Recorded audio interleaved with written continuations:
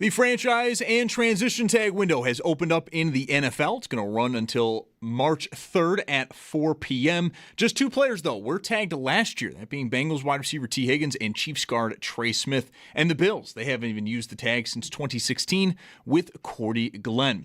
We've also got some reports on players who may not be tagged, as Adam Schefter is reporting that it's not expecting to happen for Super Bowl MVP running back Kenneth Walker for Seattle.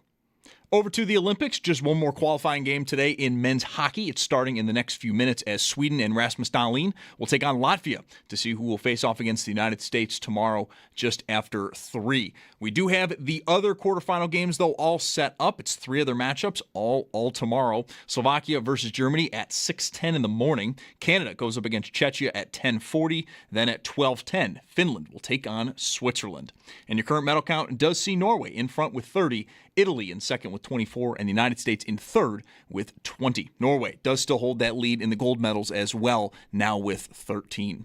And in college hoops, UB men play host to Northern Illinois just after 6:30, and that game can be heard over on our sister station, the Bet 1520. That's your Paddock Chevrolet Sports Update. Paddock Chevrolet with you for the extra mile since 1935. I'm Zach Jones for WGR Sports Radio 550, now also on 107.7 and 104.7 FM.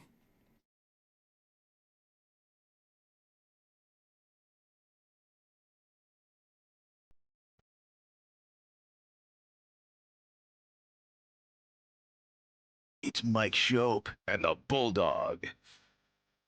I don't think that's a very good attitude. It's Mike Schopp. You don't think? You don't think? I don't think you should be butting in when I'm talking to my team. You're my assistant, okay?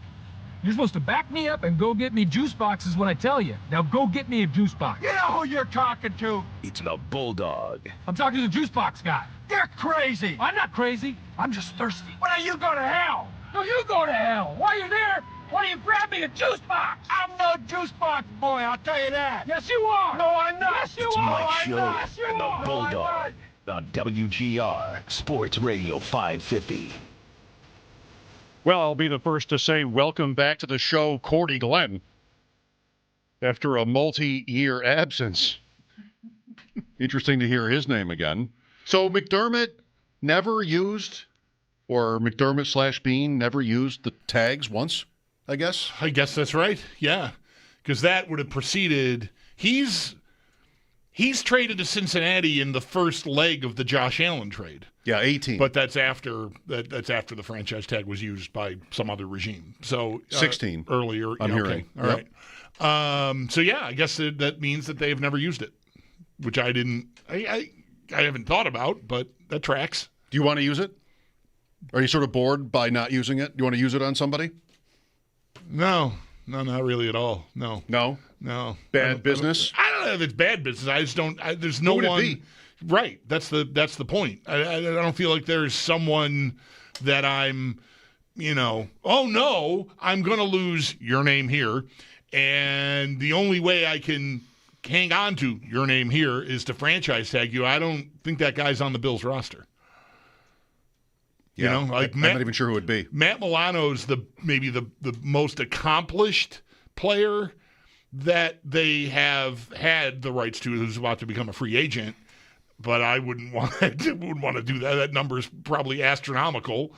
And if Matt Milano's if Matt Milano's in their plans, it's at some reduced rate, I would think, if he's even in their plans. So yeah, I don't think there's neither of the linemen. No, that would be a no for me on them. So I think I'm good not using it.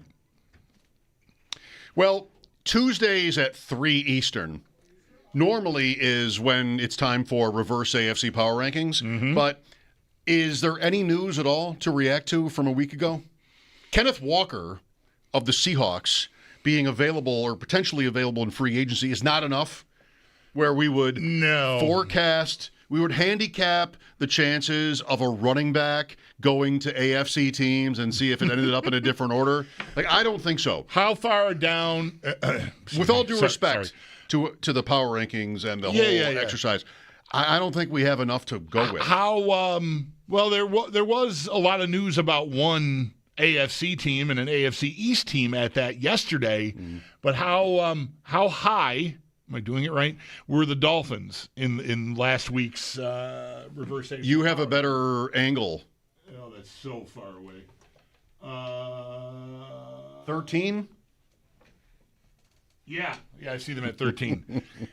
So I don't know, does Bradley Chubb and some linemen who barely played for them and Tyreek Hill push them one way or another? I mean, I don't know. That's the only real news there's been. No, that's right. Miami happened. It certainly wouldn't push them down in the reverse AFC power rankings. We might be looking at a year where Miami is at the top consistently. Yeah, at or near the top.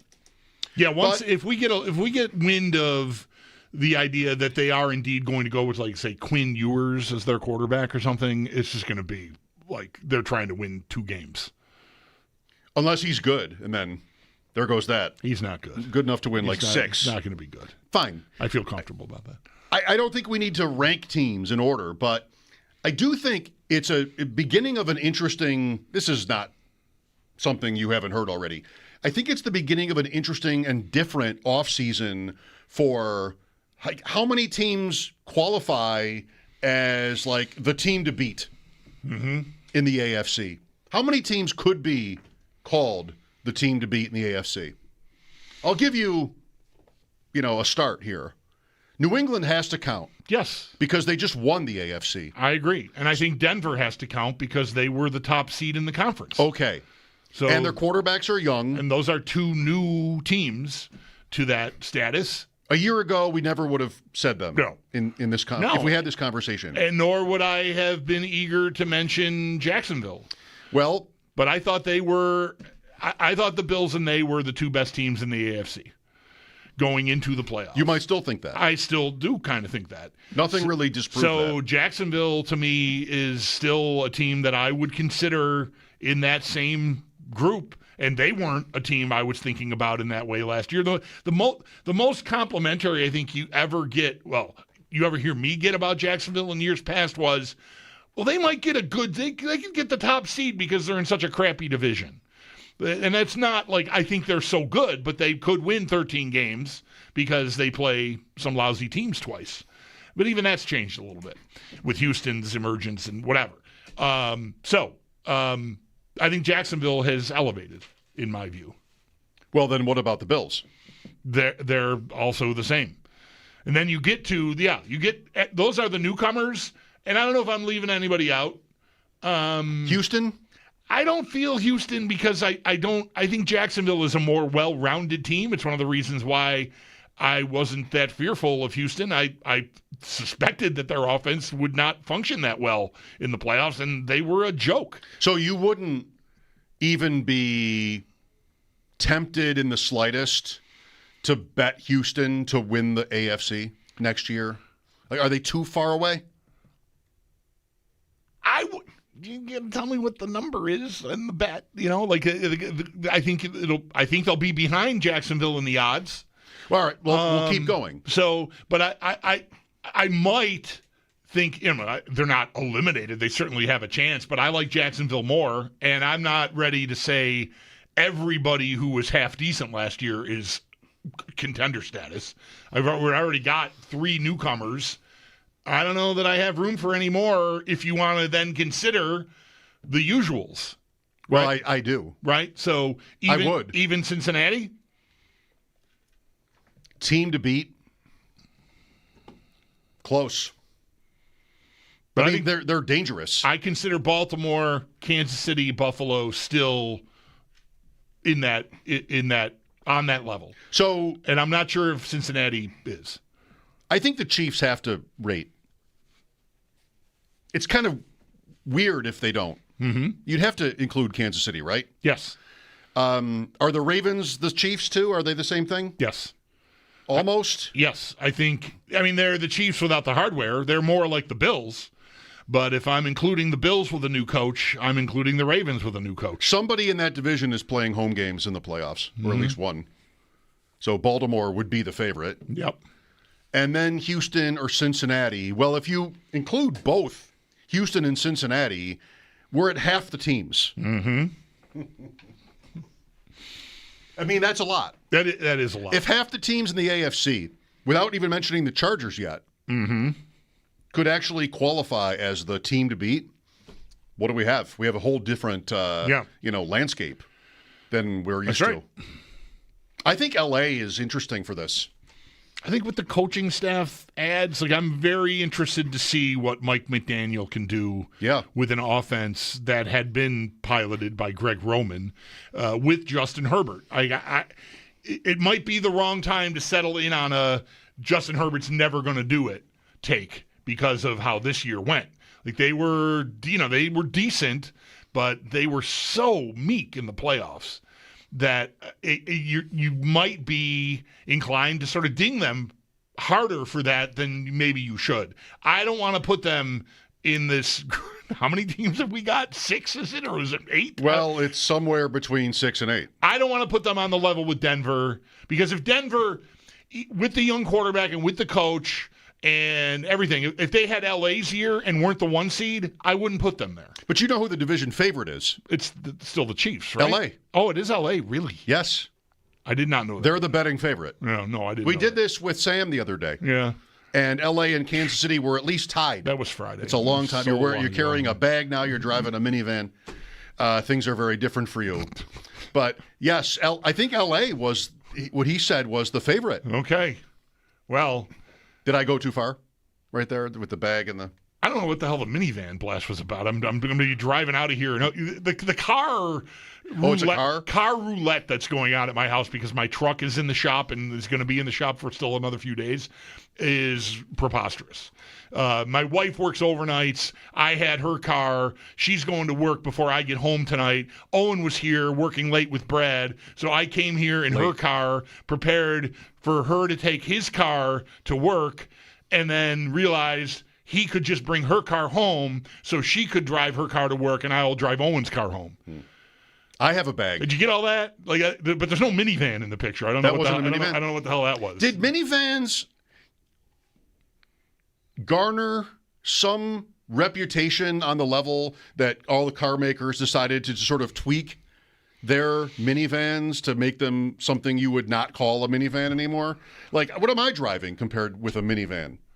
It's a sort of an SUV hybrid. It's an SUV. Yeah, it's an SUV. All the cars look the same. They're not even minivans. You didn't want to have to drive a minivan. Minivans have the sliding doors. That's the car. And everybody got rid of those.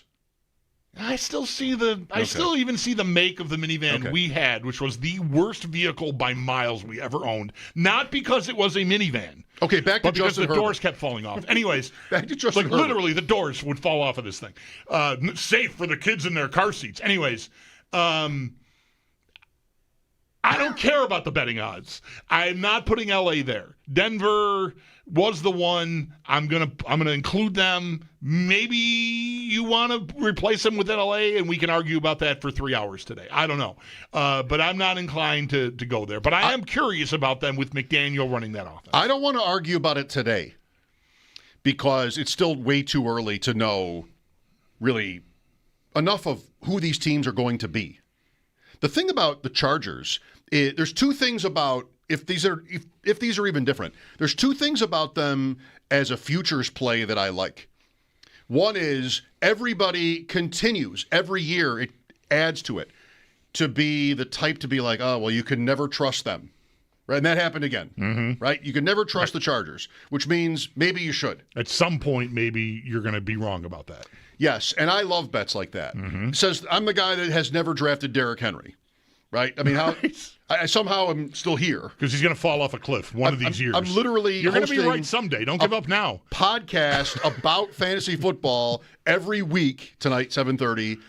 And I've almost never drafted Derrick Henry because one of these years you're going to be right. And so the Chargers are a version of this. You don't want to put your money on them. But, that makes me want to. Like you say, most of our bets lose. And we love ourselves for that. Right. So I think that, and then I think about Sam Monson, who anybody who thought his betting, or rather voting Justin Herbert for the NFL MVP award was clickbait just knows nothing. You just know nothing if you think that. You don't know anything about him.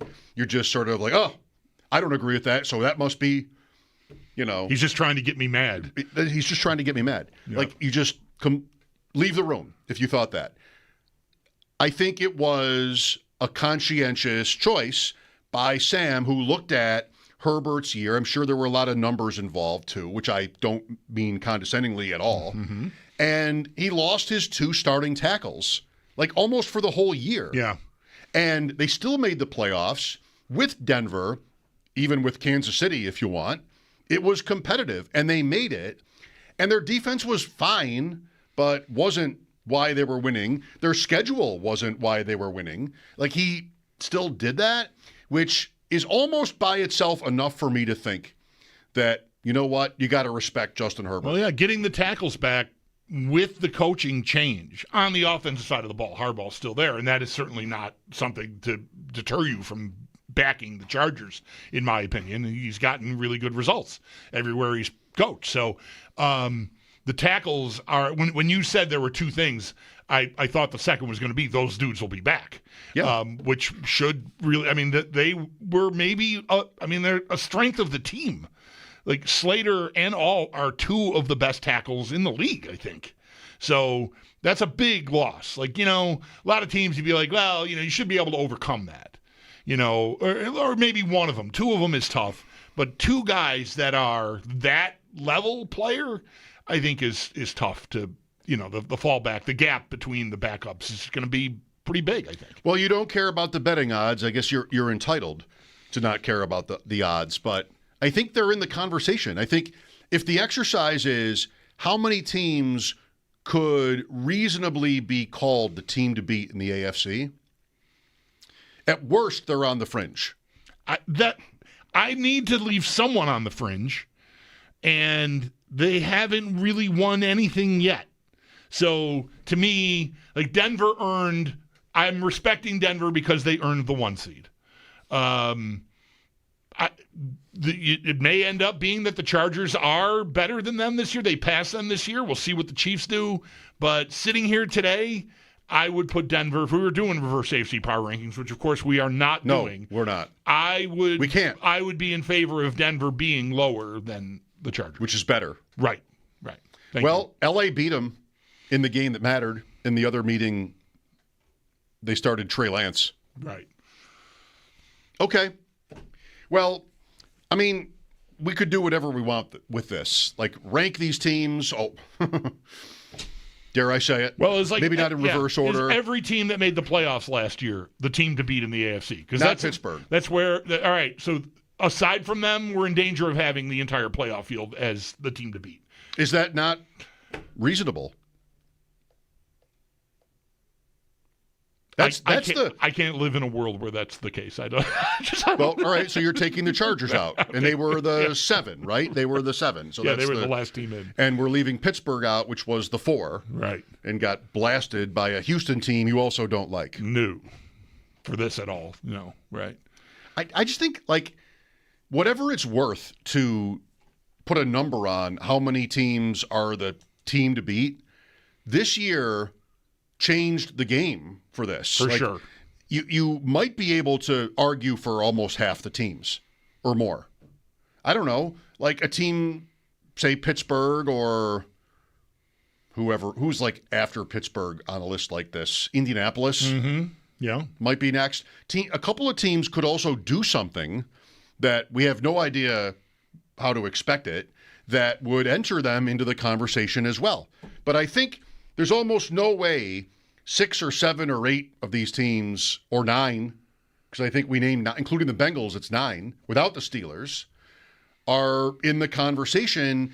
And that just makes for a different, discussion this spring and summer about what the Bills really have a look at. Right. Let's not get hung up on whether or not 7 or 8 or not, however many. There's company there. And even if you don't put, if I choose not to put Houston or the Chargers on the team to beat tier, they're right outside. And the point is, maybe we're closer to getting, this is a point almost more about the AFC West. Remember Russell Wilson first went to the Broncos, and the Chargers, of course, had Herbert, and the Raiders got Devontae Adams. I think is that right? Is that where he went from Green Bay? Yeah, like he went to play with his college quarterback. That division's going to eat. They're going to eat one another, and that's going to be tougher for Kansas City. Maybe we're finally there. It took 3 years or so for us to arrive, but we have, and that's not just the AFC West, it's the whole conference. Because we've had, how many years have we been talking about the Bills, the Chiefs, and the Ravens, and the Bengals, I guess. Those 4 teams are the teams you're chasing. The whole conference is trying to keep up with them, and now there are 6 or 8 or 9 teams that are close to that, if not flat out exactly that. It's pretty much 3. I think the last 3 off seasons have been squarely that. Yeah. When it started, Tennessee was in the room. That's right. On this, and they're not now, but yeah. So what does it mean? I mean, I think you could look at this from a Bill standpoint either way, good or bad. Well, bad is there's more competition, and starting with the team that won the conference that's in their division. So as we just saw, that means going on the road and whatever. But in a good sense, they're as worthy of this distinction as any of these other guys, I think. Mm-hmm. And it didn't pan out, as we know, and I'm not trying to force this, but, thinking about Sam Panayotovich during the season touting the Bills as, like, who would you rather have to play in the playoffs? Anybody else? I mean, the Bills are the team you'd want to avoid in the playoffs because of Allen, and I think that might still be right. Although May had a great year, so he's in a better place. Yeah. Lawrence is also, he's going to get more respect than before. I think Kansas City cannot be ignored. And I think Baltimore almost cannot be ignored. But there's bigger change there. Like, I'm not sure that'll be a net positive, the Ravens. But there's a lot of change. Well, what it definitely does enhance, and I don't know, we're a long way from that first AFC title game appearance where the Bills' reaction to it was draft pass rushers. That's Rousseau and Boogie Basham. We need to find a way to get Patrick Mahomes on the ground, right? Your last game, if you lose that last game, it's, you don't win the Super Bowl. Brandon Beane said it teaches you a lot about what your shortcomings are, right? And if they ever were just shooting for, we need to find a way to beat the Chiefs, I'm suspecting that stopped already, but it absolutely has to be over now because there's all these other teams. You can't just focus on the team that keeps beating you. And of course, this past year they didn't even do it. Well, I think that's probably a good thing. Yeah, me too. I don't think you should ever really fixate on. Yeah. The league is too even. Right. As good as Mahomes was and is, I don't know. I really don't want to build my whole. Yeah, and well, they didn't exactly. Yeah, I don't want to make too big a deal out of it because it was we need to get the quarterback on the ground. No, as it turns out, it was Mahomes that they were, and they ended up dealing with that 3 more times in the playoffs since then. But still haven't done it. And any team you're playing, you're going to play the Bengals. I got to get Joe Burrow on the ground. Well, it might have been Tyler, or it might have been someone else, or both. That when let's just go back to 2020. When that started, when did they draft Rousseau? Was that 21? That was that offseason, yeah. So that was what we thought was the mantra. And then they went and beat Kansas City by kind of a lot in the regular season. And an article popped, or a couple different pieces popped about this is a long time in the making, and this is how they did it, just loading up on defense. Then they went to the playoffs and lost to Kansas City anyway. That's 13 seconds, a game they should have won. And then they signed Von Miller that offseason, and then and it's on and on we've gone, and they still have never really solved the problem effectively, which is kind of incredible, right? To have identified something 6 years ago now, like 6 seasons ago now, as like this is a shortcoming we need to address if we're ever going to win. And still be all these years later in a spot where you're like, where's my pass rush coming from? Is really tough. No sacks on Bo Nix. Who is the team to beat in the AFC? going into 2026.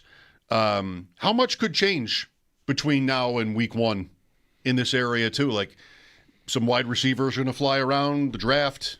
I'm not sure how much could change. 803-0550 to offer your opinion. We'll talk to John Ledyard today. The draft is right around the corner, some are saying. That's how I would look at it. I mean, the combine is next week, and that is if we're at the starting gate maybe a little bit early, saying the draft is right on the corner, because once the combine is here, like, that's it. That's the draft content is what it's about. The hockey playoffs will be here before the draft, but still, that's going to be in the way. I don't mind forcing that. No. I don't mind encouraging people to think that the draft is nigh. 803-0550 again is our number for your thoughts. Mike Schopp and the Bulldog, WGR.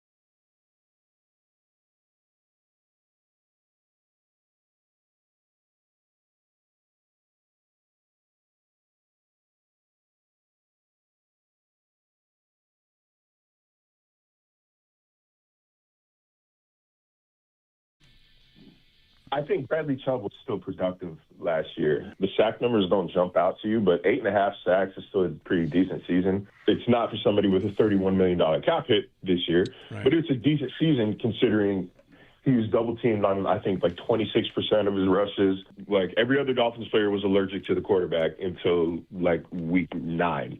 But no pass rusher, no edge rusher was even remotely close to being impactful for Miami last season, other than Bradley Chubb. I think that was more of a financial standpoint.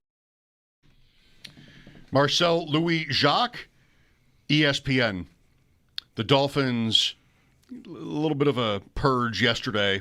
Bradley Chubb included, also Tyreek Hill. I don't know. Bradley Chubb doesn't interest me at all for the Bills. Should he? I don't like the idea much at like first drive-by, but everything I just said at the end of last segment about how they still have not found their way to anyone who can effectively do that has me sort of at, well, what's it going to cost? What is his market, and what can I get him for? Because I doubt. I mean, I guess the Bills. What could they do? They could be the team that signs Trey Hendrickson if he becomes available. They could be the team that trades a first-round pick and more for Max Crosby if the Raiders are indeed going to move him. There are big answers out there to how do I fill a need for a dude out there on the edge. I don't know. Those prices are going to be high. And just like when we talk about receiver, like the Bills are going to have to sort of fill in spots on their roster, offensive line, receiver, defense, safety. Like they're not going to get draft picks in all those spots to start for them or play meaningful snaps for them. So they're probably going to have to do some bargain hunting. Bosa was some version of this last year, right? That wasn't a top of market contract. That was okay, let's see what he's got left contract. I'd like to have a better idea, but when you consider what it's going to cost for the better idea, I don't think I can afford to rule Bradley Chubb out. Not ruling him out. The first round of the draft, 4 teams have already sold their number ones. Atlanta, at the draft, trading up with the Rams for James Pierce. I feel like that was maybe a poor man's version of the Houston draft a couple of years before, where Jalen Walker and then Pierce both were good for the Falcons, if not better than that. Yep. But, how many games did they win? Indianapolis traded its number one for Sauce Gardner, who then got hurt, and they went 0-7, the best bet I never made. Indianapolis losing out from 8-2, which I predicted, but didn't prosper from. Nope. Yeah, too bad. I had bets on them to lose the division title and the playoffs and all those hit, but still, literally 0-7 would have been really sexy. Wow. The Packers traded their number one in the trade for Micah Parsons. Right. And Jacksonville at Travis the draft Hunter. for Travis Hunter. Cleveland, I think they traded with. Yes. Last year at this time and right into the beginning of the draft, I believe, everybody still had their number one. That was unusual for nobody to have traded their first-round pick. But already, and this goes back again well into the season and before, 4 teams have traded out. So the Rams have 2. The Rams have the highest of the extra picks, Atlanta's. The Jets have 2 with Indianapolis. The Packers and the Browns are the others. What is this to say in terms of the Bills? I don't know. If just that if the Bills were to do what you said as a possibility, trade for Crosby, they would not be the first team, far from it. Not have their first round pick. Right. Yeah. Did you catch Jeremy had an idea that I don't know how much it'll end up being talked about. I guess it depends on how he wants to handle it and he and Joe moving forward. But the way he was talking this morning in the clip that I saw posted on social media, it was like, until I have a better idea, this is my favorite idea. I think he said it that way. Call Miami about 11 and offer them next year. And this fits a little bit with something we talked about yesterday, too. I was thinking about Jalen Waddle for it, right? During the season, the hang-up on a Jalen Waddle trade was reportedly that the Dolphins wanted the Bills' 2026 first-round pick, and the Bills wanted to give them the 27.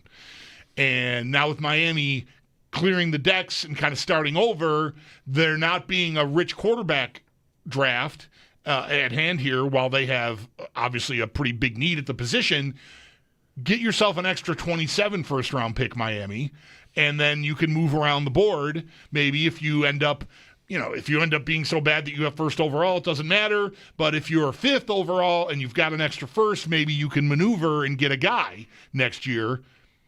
The Bills could conceivably make that trade with Miami and move up and draft a receiver at 11, or anyone else, a pass rusher at 11, a replacement for Deion Dawkins at 11. I don't know. A lot opens up if you're that close to the top 10, I think.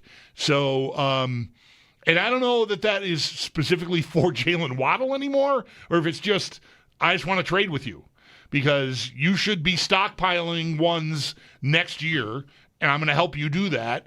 Oh. And I'm going to move up and not worry about my 27 number one because I'm going to get a good player now and make me even more of a contender and go win the whole thing.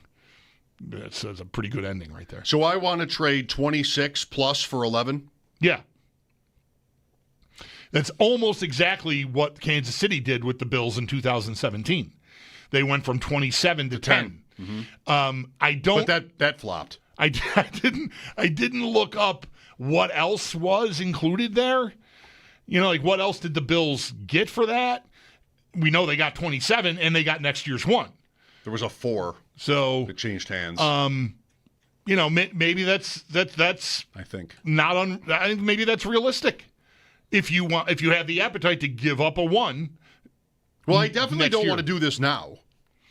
I mean, there's a lot that still has to be sorted out with the draft. Yeah, I don't think you have to do it now, but I also don't know if this is a good year for that, given, and the Bills aren't going to be in the quarterback market anyway, of course, but maybe that makes it a good year if you're the buyer.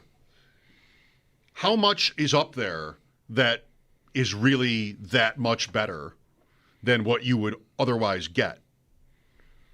I mean, the last few years with receivers, there are home runs. I mean, it's been a long time of this. But there's also misses or possible misses, and Thomas is one of them. I don't know if Thomas is good or bad or what he is after 2 years. He had a great rookie season. Then he had a kind of bad second year. He's an interesting guy to talk about. We did that a little bit yesterday. He's one of the more interesting players to talk about for a trade target, maybe number 1 in the league for wide receivers. The Barnwell piece yesterday mentioned him. Something to really like about him that I don't think I mentioned yesterday, Barnwell definitely did mention it, I just didn't bother to, which I should have, is affordability. I mean, he's not as made a player as, say, Jalen Waddle. Like Jalen Waddle is already into a second contract, right? Michael Pittman, for instance, that's being talked about because maybe they'll try to keep Pierce and offload Pittman.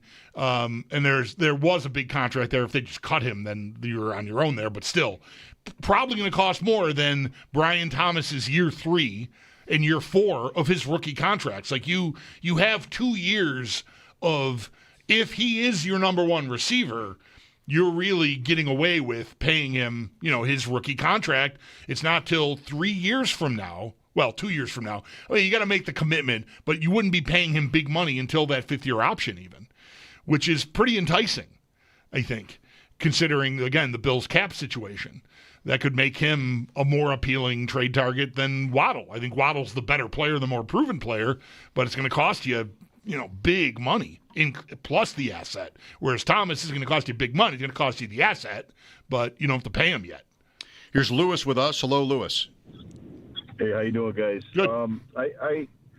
Well, I was never really on this wide receiver thing until we got on to, until this past year. I thought this past year was the year that we could have actually went to the Super Bowl because of another wide receiver or because of a star wide receiver.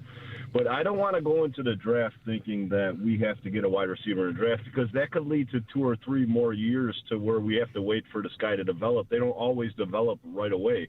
And I think obviously, I think you guys are agreeing. I think the whole city is. We're almost, we're at a win now type of place where I don't want the O.J. Howard, Robert Meacham, Palmer, Samuel type of wide receiver. We need a star at this position. We need a star at defensive end.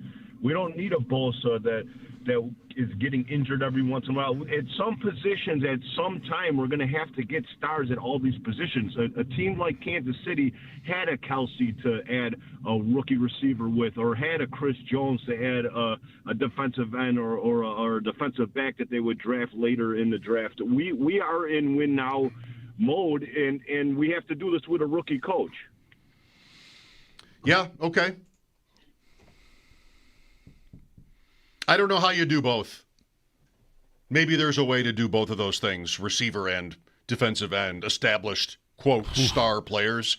I don't know if the Bills are in a position to do both. But I think there should be some urgency. And I think they have to be, and I expect them to be, sort of up in their chairs for one of these opportunities, if there were to be one, like Diggs was. So who that player is, Pittman is interesting. I've always said about Shakir, who is a fine player, that he's a little bit of blockage because you can't move, or it's just harder to move harder to be as flexible, moving players to the slot. When you draft Coleman, when you drafted Kincaid the year before, Shakir is just good enough, if he's going to play in the slot almost always, where he's been productive, to limit what else you're going to be willing to do. And I think there are, I don't know if this is Pittman, if you want to talk about him this offseason, I think he's good. We want to call Matt Harmon back, he'll tell you he's good. Mm-hmm. Like, you could do that, but what do you do to your offense?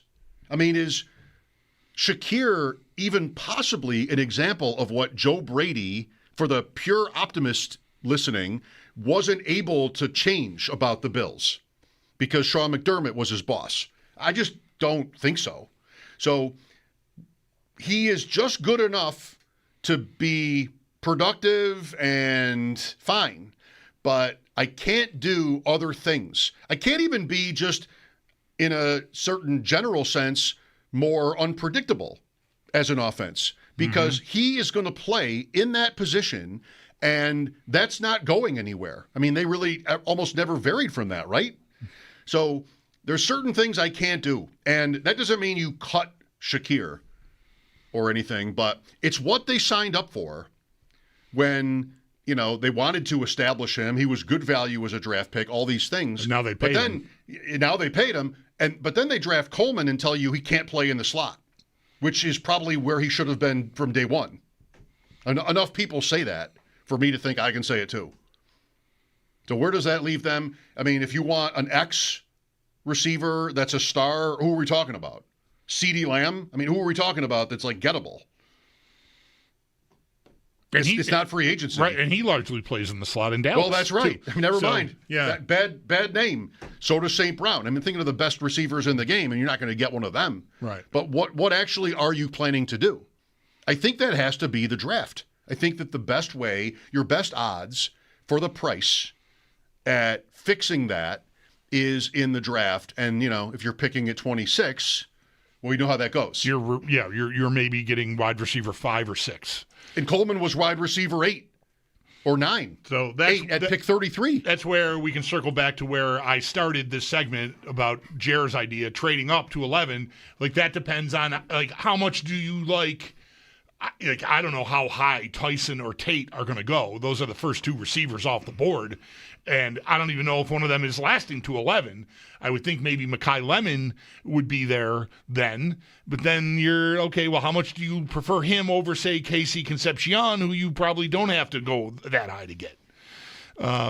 This will start to flesh out, too, once we get through next week with the combine and everybody runs and all the stuff, and everybody will get re-ranked to some extent. After the dust settled on the trade deadline stuff, Bean went on to say later how he alluded to how teams in your division don't always want to deal with you.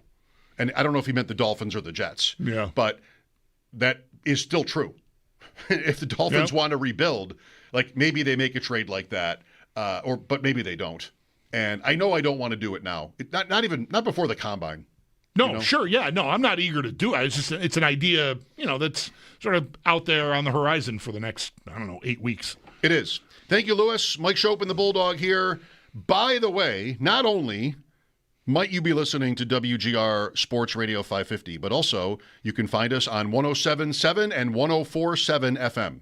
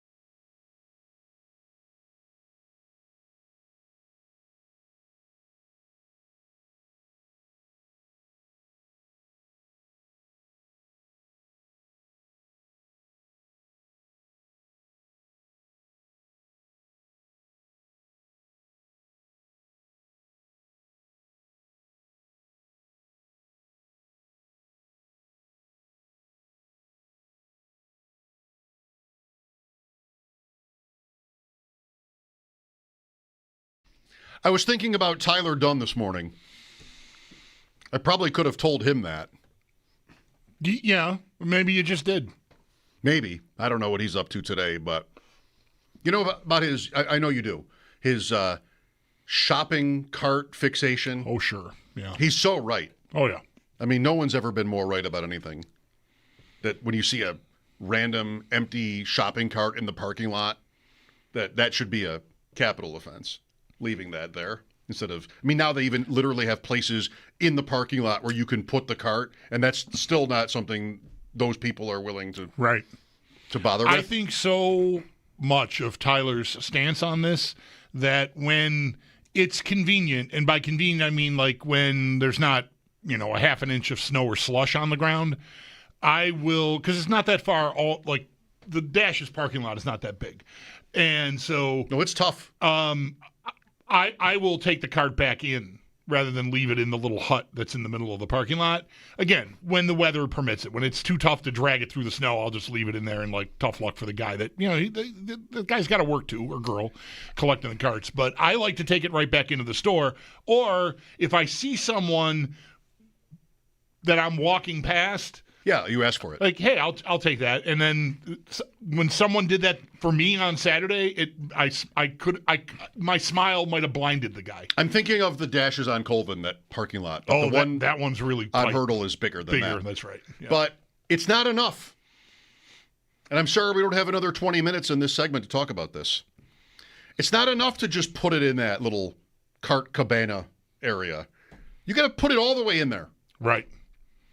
I always try to throw it in. Like if there's 3 of them in there and they're lined up enough, but they're not all connected, I will try to push mine in there in such a way that I collect others and make it easier for the person that's going to. I'm such a great person. If you're enjoying, listen to me bragging here, and you have short carts and big carts. If you're enjoying the curling, okay, I see the connection already. My thing has always been. Joe was here and even tweeted about my saying this once when he was producing our show. That's how long ago I've thought this. You got to shoot it. Mm-hmm. And when I tweeted this, of course, there was some knucklehead who was like, oh, well, you could hit another cart. Yeah, like I would let that happen. I couldn't catch up to the cart. I would just let it bang into the trunk of somebody else's. Really? You're not talking about like an 80-yard shot. You thought about that first.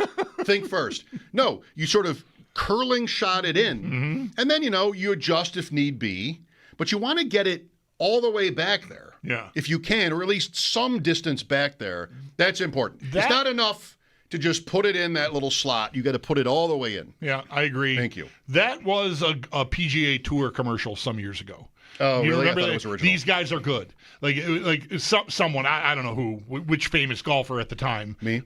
Across a parking lot doing exactly that. Like curving it into the little cart hut. I mean, curling, that's what we're talking about here. Those things are going to, you got to play the wind and a little bit of golf, a little bit of curling. John Ledyard after this break on WGR.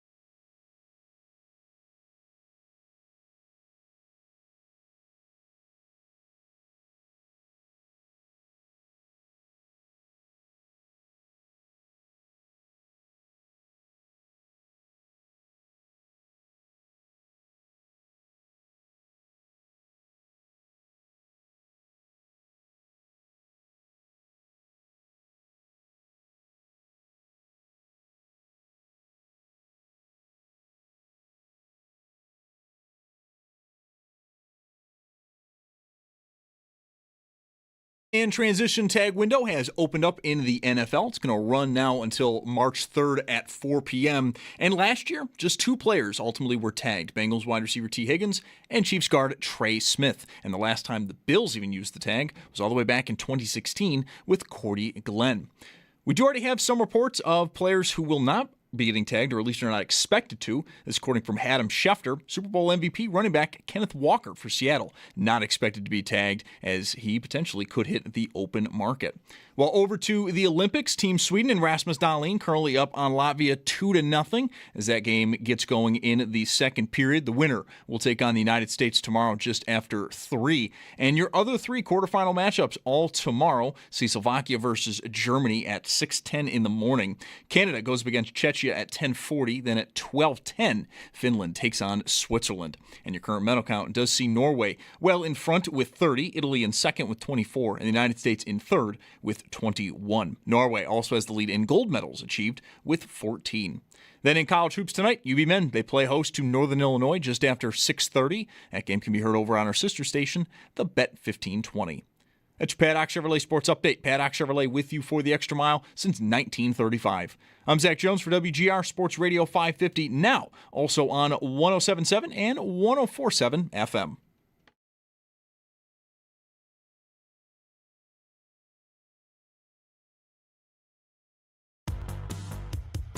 It's Mike Schopp and the Bulldog. I don't love junior mints. I just don't hate them.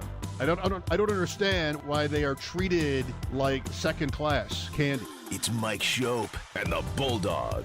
Oh, There's a you don't fantasy understand why a team name. candy that is basically toothpaste wrapped up in stale chocolate is treated like a second-class candy. All right, I get it. It's a good, valid question. It's Mike Schopp and the Bulldog.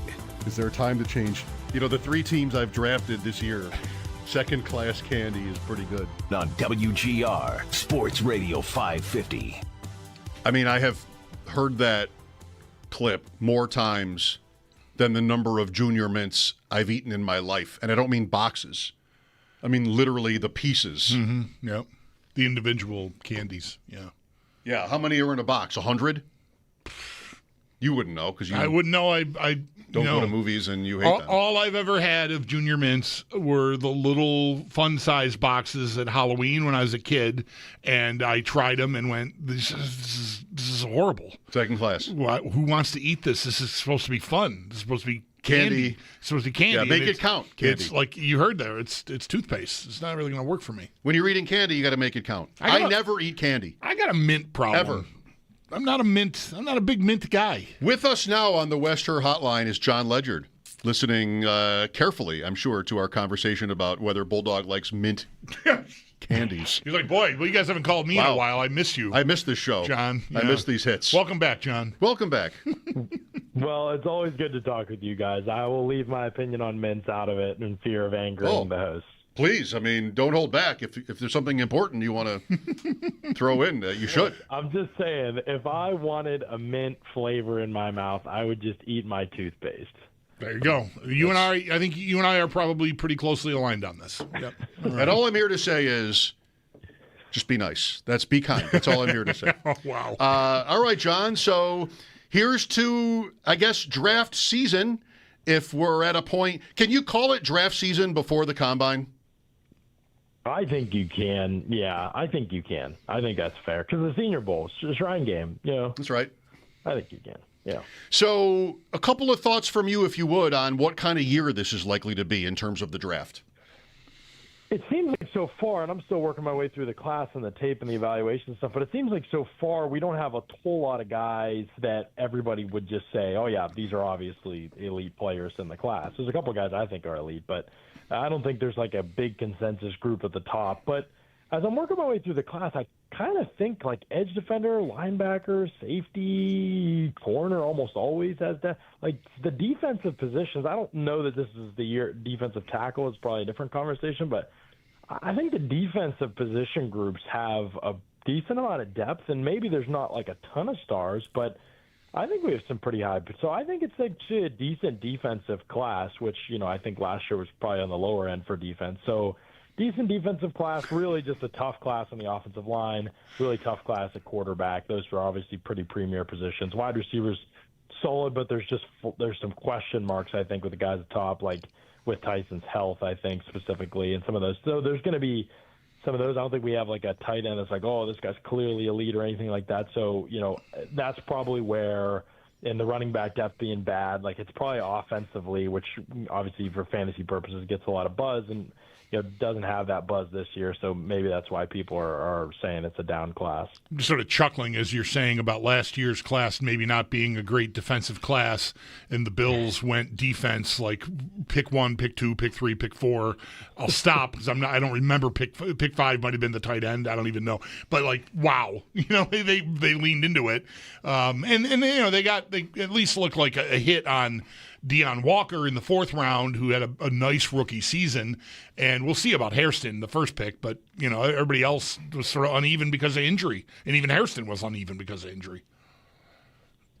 Yeah, I mean, they went defense with their first 5 picks, I think, and right now it's like just hard to see like what's the return on that investment going to be. I think we just need to give it time because, as you said, there was some injury stuff, and I think with TJ Sanders, it's going to be a question of whether he can stay on the field for more than like it's not the NFL where you can just we'll just roll him out there on 3rd downs and he can rush a little bit. Like teams are throwing the ball on 1st down, they're running the ball on 3rd down. It's just not that simple right now in the league. So he's going to have to prove he's an every down guy. I think Jackson is going to have to prove that he can be really valuable on the downs they probably drafted him to be valuable, or replace guys like AJ Epinesa. And Walker right now looks like the best of both worlds, but what does it look like for him when the role and the profile gets bigger? I think that'll be a big question going into his 2nd season. With John Ledyard, so the Bills again pick at 26. I mean, again, if it's not the exact number, in that range. And we're always talking about wide receiver up here.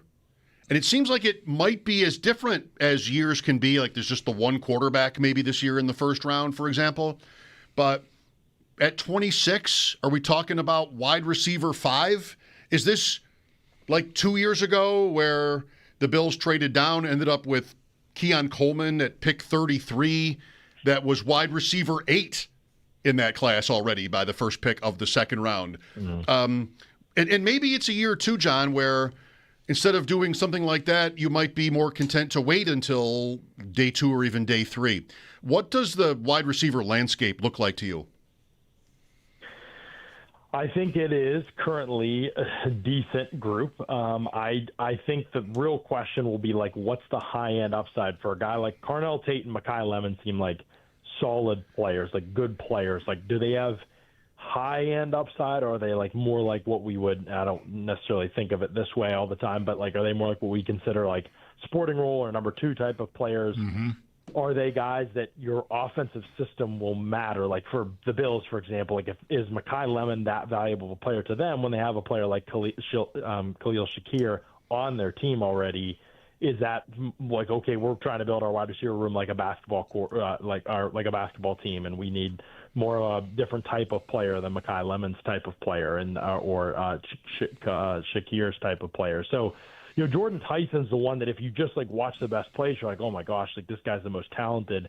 But then he's the injury history and some consistency stuff are questions. Whereas with Tate and Lemon, you feel like you're getting at least like a higher floor. And then after that, it really feels like a little bit of a mixed bag. I think Omar Cooper's really interesting. It feels like the buzz is starting to build for him. I've been pretty high on him all the way through the season. I think Denzel Boston's a guy getting buzz because there's just like, seems like there's all this, what could he be? Like is in Zachariah Branch too, I think is what could he be types of players, which maybe that's enough. I think a lot of the time it gets pretty foolish for wide receiver trying to go that route. And the Bills have experienced some of that too, I think, at this position. So Omar Cooper's a guy that I think is going to have the buzz building. He could be the one at that spot in the draft for them that if they do decide to go wide receiver, which they have some other needs too, as I'm sure we'll discuss. But I think he'd be the guy that like stands out to me right now. I have to watch a little bit more Chris Bell. I know some people are kind of into him. I have to watch more of Boston, but I'm pretty intrigued by Omar Cooper and just the ability to get open that he has. But also he made a lot of really tough catches this past season. Does some great work in the red area. I think they definitely could benefit from a player like that. So he's one that's intriguing to me. I think the class is probably you're going to see wide receivers pushed into people's top 100s, but that's just because people value the position and fantasy football and the effect of all that. I don't know necessarily that I would look at the class and say, oh yeah, it's so good at like as you get down the class, there's all these guys that can contribute. I don't necessarily see it that way right now. We've only sort of begun, our quest to find the next great Bills wide receiver here in this year, 2026. John, are the two guys or three, the guy you mentioned, Tyson, has got injury problems or concerns at least, Tate, Lemon. Is there anybody up there that's worth trying to get from 26 to like the top 10 or right around the top 10? Or do you think, is it too early for you to answer that definitively, which I will understand? Do you think there's a player worth making a big move for? I think, it might be a little bit too early, but I'll try to answer it anyway. I think talent-wise, Tyson is the guy that's pretty interesting to me. It's just a question how much you trust the other stuff and then how polished he is. Like, he's the guy to me that has probably the highest upside of anybody in the class. We talked about Lemon and just maybe not being like for another team. Maybe I really like Lemon, and for another team, maybe that would be like a good option or a potential option. Although it depends how many spots you're coming up. Probably I'm not a big trade up guy, and then Tate I just don't know if he's that like I like Tate for sure. I don't know that I jump up.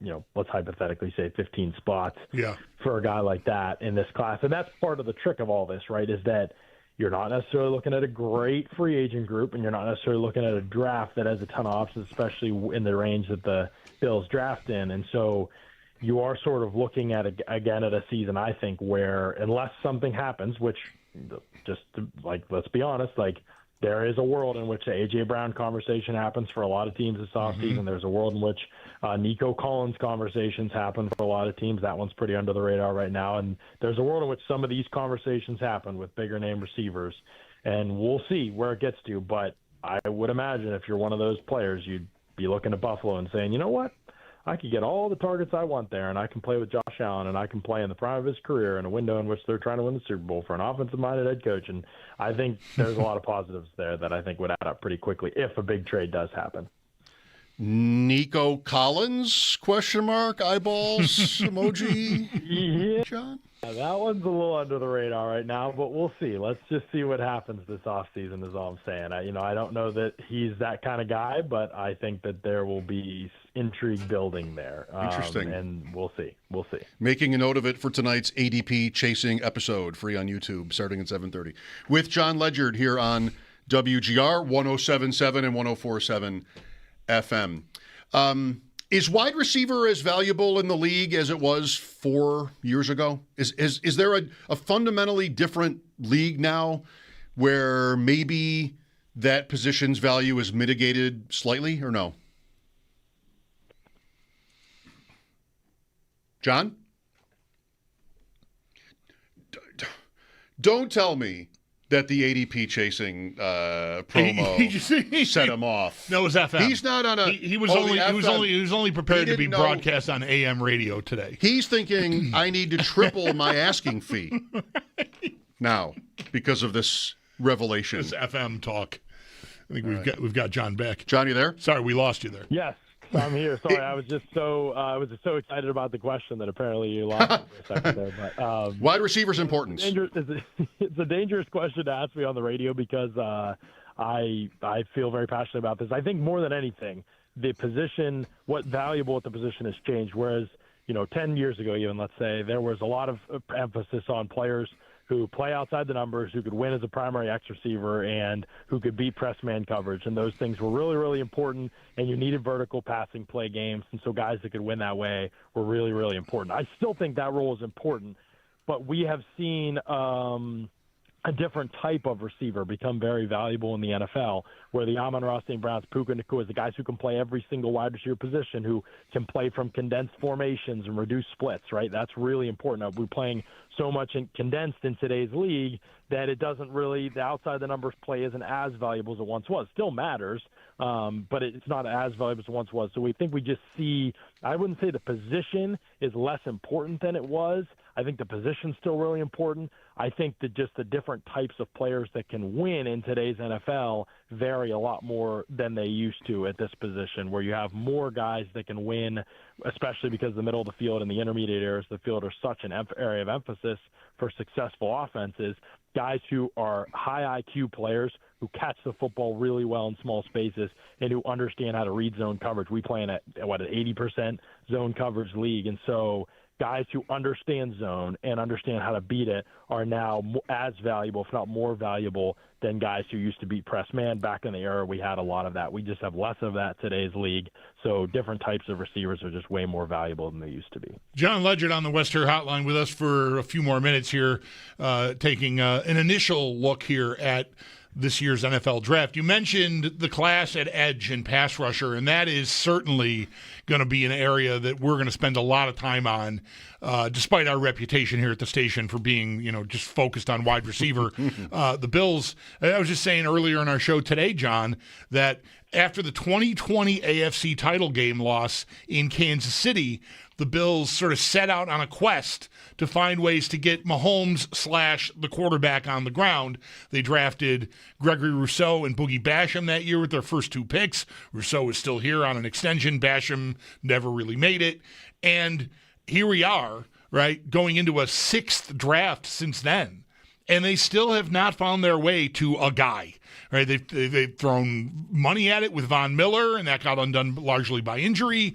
They threw, a flyer on Joey Bosa at it, pretty modest money for 1 year. That didn't really get it done.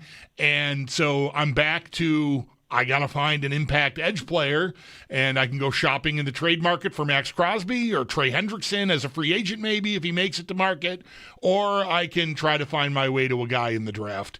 I'm getting the sense that there's a lot of options at edge in the top end of this draft class. There are a lot of options. It's one of the tricky parts of this is pretending that I'm Brandon Beane and I'm looking at things through his lens and trying to draft the types of edges that he seems to care about and draft, which is, the bigger guys, longer guys, those types of players. It's like, are they going to take Keldrick Falk? Are they going to be the Zion Young team? Is that going to be of interest to them? Those guys fit the profile kind of what the Bills have targeted in the draft. And then there's they actually haven't done that poorly, I don't think, on the free agent part of this. They obviously got unlucky with the Von Miller injury. And then, I thought Bosa was for what they paid for him was really good for them last year. I don't know that I would count on that happening again or anything, but I think that they haven't, it's not like he doesn't understand this position at all. It's just the reality is that explosiveness wins in today's NFL. It is the number one trait for edge defenders. And I love all the things from the physical makeup of the player that he likes too, but you need twitch off the ball. And the Bills just have had no twitch off the ball. It has been a real issue for them having that explosiveness at the edge defender spot. And so there are a lot of names in this class, who's going to be in line with them and who's going to be in line with what they desire in the draft. I do think Falk could be a little bit of a faller. He's the type they've taken in the past. Zion Young right now, as I predicted a couple months ago, is shooting up boards, although I think that is just because he has the physical profile of a Greek god rather than the tape being so unbelievable. So we'll see what happens, but I do think the depth of the edge class is more impressive than anybody they'll get at 26, just so much better than who they'll get in the second round. To me, you're probably looking at a group that's pretty similar from that range, maybe even into the third round, depending on how many go off the board. But I think you're going to have a lot of guys pretty tightly grouped as solid and kind of have similar potential rather than having a bunch of elites that the class falls off after the fourth guy. I don't necessarily see it that way. Just right to now. Fill this out for people who may be hearing some of these names for the first time, Zion Young is Missouri 6'5", 262, at least the measurables I'm looking at. Falk is Auburn 6'6", 285. So yeah, that's Epinesa, that's Rousseau, that's that type player, body type anyway. If I thought, say Brandon Beane calls us this time, and if I knew he was going to do this, I would be I'd start the conversation with a question about these edge guys, hoping that he would be would you guys stop bitching about edge for once? Wouldn't that be the best? If he did, whatever they say next time, he just complains about whatever they start with. That'd be the best. John, 2 minutes. So The Bucks and the Steelers, the teams you cover and like, maybe, right? I mean, the most closely. I grew up a Steelers fan, and I've covered both, yes. Yes. What happened to the Bucks this year? Yeah, it's a good question. I think that Baker Mayfield's play fell off is probably the number one thing, and some of that is not having Liam Cohen. There were growing pains, I think, with Josh Grizzard, but I think Baker Mayfield just didn't play as well. Straight up was a big part of it. They had a ton of injuries on offense, especially in the early part of the season when they actually played better. But I think a lot of those caught up with them. Guys didn't necessarily come back till even the end of the season. Even not having Mike Evans, I mean, the team relies a lot on him still. He is still such a difference-making type of player. And so I think that one definitely hurt them, just not being healthy on that side of the ball. And Baker played really pressed a lot of the season, I thought, and that really caught up with them. And then I think defensively, what we learned is that this team is drafted well, but they haven't had drafts that put you in a special tier of group. They've rebuilt this entire defense since the Super Bowl season, through the draft basically, and they've not really done much outside of hiring, especially not big free agent contracts or anything like that. So they've hit on a lot of those picks to a degree, but it's just hard when you have that many young players you're relying on, and then you have any type of injury. Losing Kalijah Kancey was just huge. To lose him for the whole season was pretty brutal. He's a really important player to what they do.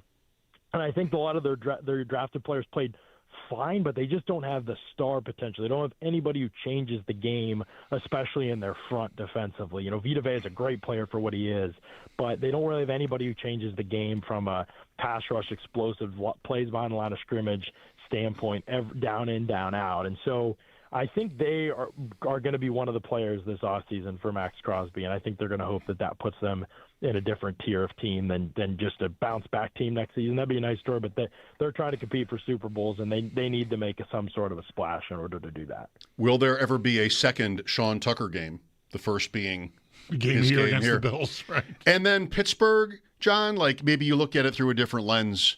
Bulldog and I were talking early in the show today about how many teams in the AFC could be considered the team to beat. And I think there are as many as 8, maybe 9, where you could make a case. I wouldn't say Pittsburgh is one of them, but is there a path where they can get really good soon?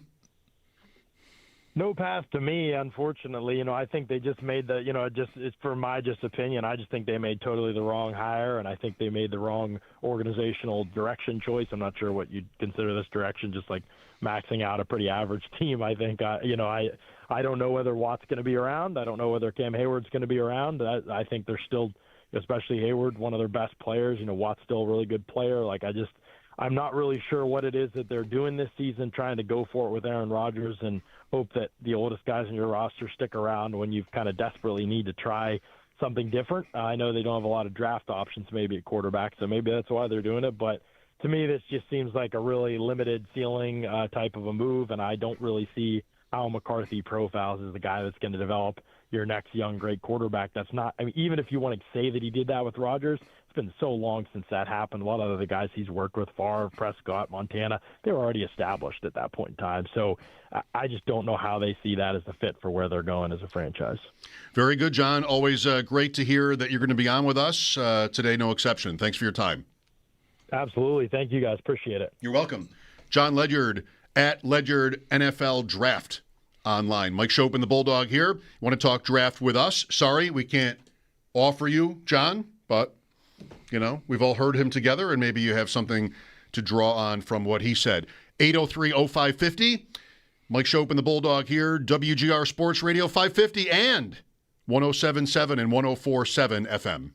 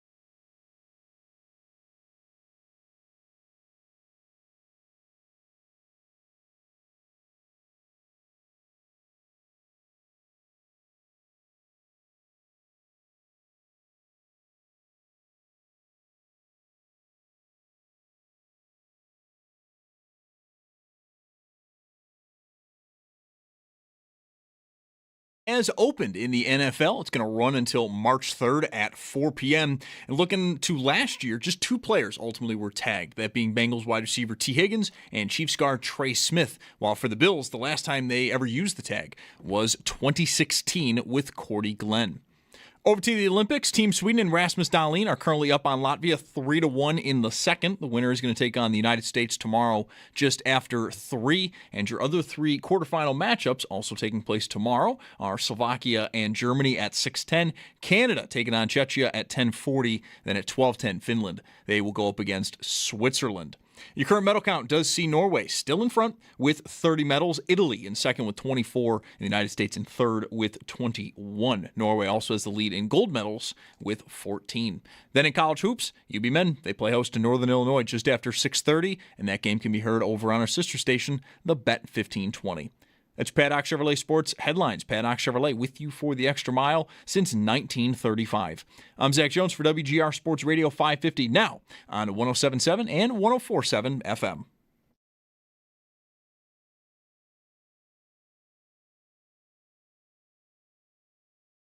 Jordan Tyson's the one that if you just watch the best plays, you're like, oh my gosh, this guy's the most talented. But then he's the injury history and some consistency stuff are questions. Whereas with Tate and Lemon, you feel like you're getting at least a higher floor. And then after that, it really feels like a little bit of a mixed bag. I think Omar Cooper's really interesting. It feels like the buzz is starting to build for him. I've been pretty high on him all the way through the season. And I think Denzel Boston's a guy getting buzz. And Zachariah Branch, too, I think is what could he be types of players. Omar Cooper's a guy that I think is going to have the buzz building. He could be the one at that spot in the draft for them. I'm using a new notebook these days. There it is. It's a little Just small. a lucky it's a little perk for more the viewers. Compact. It is. It's a little smaller. For my friends at Two Sisters. All right. This was like a little bit of I like a gift. I like the cover. All right. Nice. Great. So one of my favorite places on earth. Still front page. Still doing that? Well, I had, actually, when I started, it's a new notebook, there's a lot of pressure. I get that. After all the scrutiny last time, what do I want to do? So I had the idea early on in the notebook to use the back page of like a normal the first person? page as sort of evergreen kind of stats and things I might want to look back on rather than just sort of ideas that pop in. So I did that twice, but I've kind of dropped the ball on that. Anyway, yesterday or last Friday, whenever it was, I made a list of these wide receivers, these rookies. And I don't know any of them from anybody else yet. Mm-hmm. ADP chasing, tonight's our second episode of the season. That will help me. Last week was the first go for this year. And those guys already have cataloged takes on these rookies. And I do not. I don't hide from that on that show or on this one. But I wrote down 7 names, and John Ledger named them all in that clip. He named all 7 guys. We've talked about, Tate, Tyson, Lemon, Boston. Now I'm Matt Damon and Good Will Hunting. Tate, Tyson, Lemon, Boston, Concepcion, Cooper, Branch. And I started checking them off as he named them. Do you have any framework yet for that group? No, I really don't. I don't have last year, I think at this time, although I think by the time we got to the off season, I was already off of Coleman. Coleman I liked when I was watching him play for Florida State 2 years ago. 2 years I'm talking ago. about. And by the time we got to this time of the year, I think I'd already been sort of no, that's not where I want to be. I don't have a guy like that this year. That I watched during the season and went oh yeah, go get me that guy. I mean, I've been seeing highlights of guys all year, like Tyson and Tate, maybe in particular. Cooper, I watched play a lot, and I don't. It's funny. I watch college football, but I'm not taking. It's recreational, and it shouldn't be. I should pay enough attention to know where Omar Cooper lines up most of the time, but I don't. I can only take my cues from people I'm going to read and talk to on this show, and I'm already tangled up on Omar Cooper Jr. I liked him watching him play in college for Indiana. catching passes from the top overall pick in the draft. Doesn't hurt. But I read already yesterday or the day before, he's probably best in the slot in the NFL. And so, like, oh, that's probably, we already talked about our Shakir problem issue. Maybe he's better because problem makes it sound like you want to get rid of him or something. But they have an established player that they've paid that is their slot receiver. So when I hear someone's best transition to the NFL is the slot, I mostly go, okay, well, that's not for me then. And I'd heard that about Cooper. What a way to live. I know. I heard that about Cooper already. And then John is over here saying he could be the perfect fit for the Bills. And so I'm a little – and he made the point about Shakir too. So I don't know. Like I feel like I need to go back to like where is Omar Cooper Jr. going to play the best in the NFL and find the consensus on that and then make a determination. Here's what's interesting to me. Brandon Beane survives the season. McDermott's out. And if it matters really at all, like, okay, the onus is on him.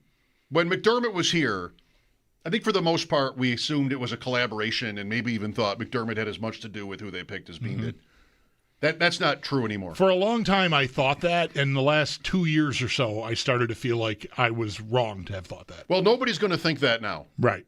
Like, this is going to be his... That's right. He's going to probably say it's no different. But, because that's what sounds good.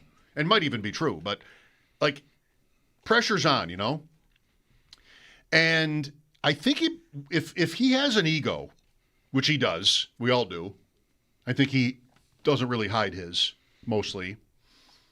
He knows what the perception is about him and that they just haven't leaned into receiver well enough. He has used his first pick on a pass catcher 2 of the last 3 years. And last year was all about defense. But he might feel some real-life pressure to go back to receiver to get the, people off him. Mm-hmm. I don't know. Like, there is that. And it's a position of need, and that's like a real reaction, a real, real-life reaction to what that might be for him. But defensively, he has needs everywhere. On defense. Like, yeah. as much as they've spent in draft capital on defensive players and in free agency, he has needs everywhere. He has an edge rusher need. You could even say linebacker. Milano, maybe he's here, but he's older and he's maybe not here. It's a big loss. Bernard is injury riddled and might be small for Jim Leonard's scheme. Yeah, and he wasn't, for me, he was never great. Like, he was a playmaker. Mm-hmm. He had a good stretch, but by the end of last year, what was he? So just you've got, injured is what he was, yeah. Okay. So you've got that. You've got corner. I don't know. Maybe not. Benford and Hairston, if Hairston's good. But that's kind of a little bit of an unknown. Safety. Safety for sure, I think. He's got needs everywhere. Yep. But I think in a vacuum, it would not be popular if he drafts another DB or defensive lineman in the first round. It'd be hard to, I know it'd be hard for me to block that out. It's interesting. Yesterday we talked about like what kind of GM would you be? I'd have a tough time. I'd want to win favor. maybe too much so. I'd want to make sure you didn't hate my first round pick, right? Like the most important thing to me might be because there'll be a lot of guys that are really close whenever it's your turn. And I want to pick the one I think that offers me the path of least resistance. This point that you are making is maybe my number one reason on the board. Is I think the need is obvious at the position. The need is obvious. The reason I think they'll do something big at receiver is everything you just said. And it's what I ended up talking about yesterday when we talked about what kind of GM would I be, each of us. Because I think Beane is very tuned in, and I do think wants that approval. And I don't think that that's a great trait to have. And I don't think you're saying it would be a great trait, but it's something that would be hard to avoid. And I think for him, my perception of him right now, I could be proven wrong, is that he does care about that. And I think that will push him to do something. Now, whether that ends up being, because the need at the position changes if sometime between now and April 20, whatever the first day of the draft is, the third or fourth Thursday in April is when the draft will be. If they make a Brian Thomas Jr. trade or some other trade, well, then your need for that position, I think you still are going to have to fill out the receiver room. But if you find your way to a guy that passes enough of the test of being like, this is our new number one guy at receiver, forget about everybody eats, we just went and got a guy, I think Brian Thomas Jr. would clear that bar. Even though he did not have a good year last year, he was fantastic in his rookie season, and I think the measurables and the talent is evident. I think that you could sell that, to me anyway, maybe I'm a sucker, as I've severely upgraded my room. So that then takes the urgency off finding your way to whatever, Casey Concepcion or whomever in the first round. Because now I'm probably looking at like a third round or fourth round, another guy that can be in the rotation. But I've got now, I think credibly put Shakir, Palmer, Brian Thomas Jr. on the field as my top three receivers. And okay, like that's better. Thomas alone makes that a lot better than what they had. Are we sure he's that good? Remember talking to Mike Dempsey late in the season? Mm-hmm. This is why we're so successful, is when the Bills were preparing to play the Browns, we decided to call Mike Dempsey to talk about the Jaguars. Right. Because we knew that Browns game was just not worth the time. And he said what did he say about Thomas? Just like, is it all of that? He talked about him like this year exposed. I hope I'm not misrepresenting him. I don't remember what he said, honestly, myself. That this year showed that he's not like a perfect player. He didn't talk about usage or scheme or anything like that. He talked about what he thought Thomas's flaws were. I wish I could remember exactly. Maybe that was hands. Maybe that. Well, there were drops, and there seemed to be an unwillingness to like sell out over the middle early in the year. That was a big deal. I don't know if Mike made those points, but I know from just listening and paying attention to football through September and October, that was a big story early in the year. But you want to alligator arming balls over the middle. You want to barrel forward with him. I'm open to it. I think it's an idea, and I think it's an idea that will have traction. I think they were attached to him, I heard, back in October, and the things to like about it obviously are not his shortcomings, but his athletic traits, I think, are still very good that got him drafted where he got drafted, and he's cheap. To pay, I mean. Like might be. Yeah. For money. You can't even do a new contract with him. If he wanted one, he can't get it yet. He's not even through year 3. So the window's not even open on that yet. And so you've got the security of trying that on. The cost of acquisition is not going to be cheap, in large part because of the contract. Like when a receiver has the big contract, you can pay less in assets to acquire him because you're taking the contract. There's not really a contract to take here. So you're going to have to pay up. That's why when Barnwell wrote, I think hopefully that's like the peak of what you'd have to pay. Coleman and a 1. And you get maybe a 5th back or something, I think Barnwell wrote, along with the player. I'm as interested in that as I am this idea about going way up to 11 or something to find a receiver. Because both ideas, to me, get you a guy that you should expect to be able to play a lot right away and not be paying them $25 or $30 million a year to do it. We'll talk some more after a break. 803-0550. The Bills don't have a 6th-round pick at the moment for this year. That was spent for Brandon Codrington, so that's 2 years ago. They have 2 7ths. They got a 7th in the same trade. So the Bills moved down around. Late pick swap, yeah. They also got a 7th for Kyer Elam last year. Welcome back to the show, Kyer Elam. And they traded a 7th in the Amari Cooper trade. So they don't have their own 7th, but they have 2 others, and they have no 6th. Hey, for the first time today, you're listening to history. in 2026? I opened the draft value chart page. There it is. Here it is. How much would it take to trade from X to Y? I'm your guy right now, and I might not close it. We'll see how many pop-ups there are. Boy, I am dying with the pop-ups on my draft page right now. I can tell you that. All of this on our first day on FM too. Well, I mean, you have to come in hot. Yeah.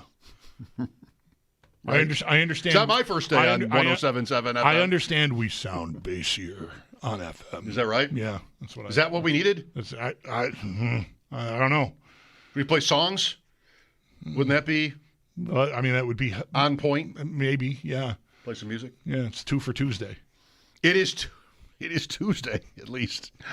That's right. Mike Schopp and the Bulldog, 803-0550 WGR and 107.7 and 104.7 FM.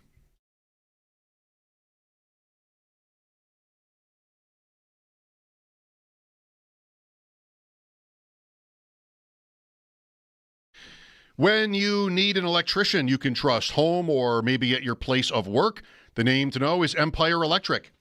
Empire Electric specializes in major jobs, electrical panel upgrades, new lighting installs, even generator installations. Empire Electric guarantees you'll be satisfied. They offer free estimates and financing options to make things easy. Call the experts at Empire Electric. Search empireelectricians.com. Empire Electric, your local neighborhood electrician.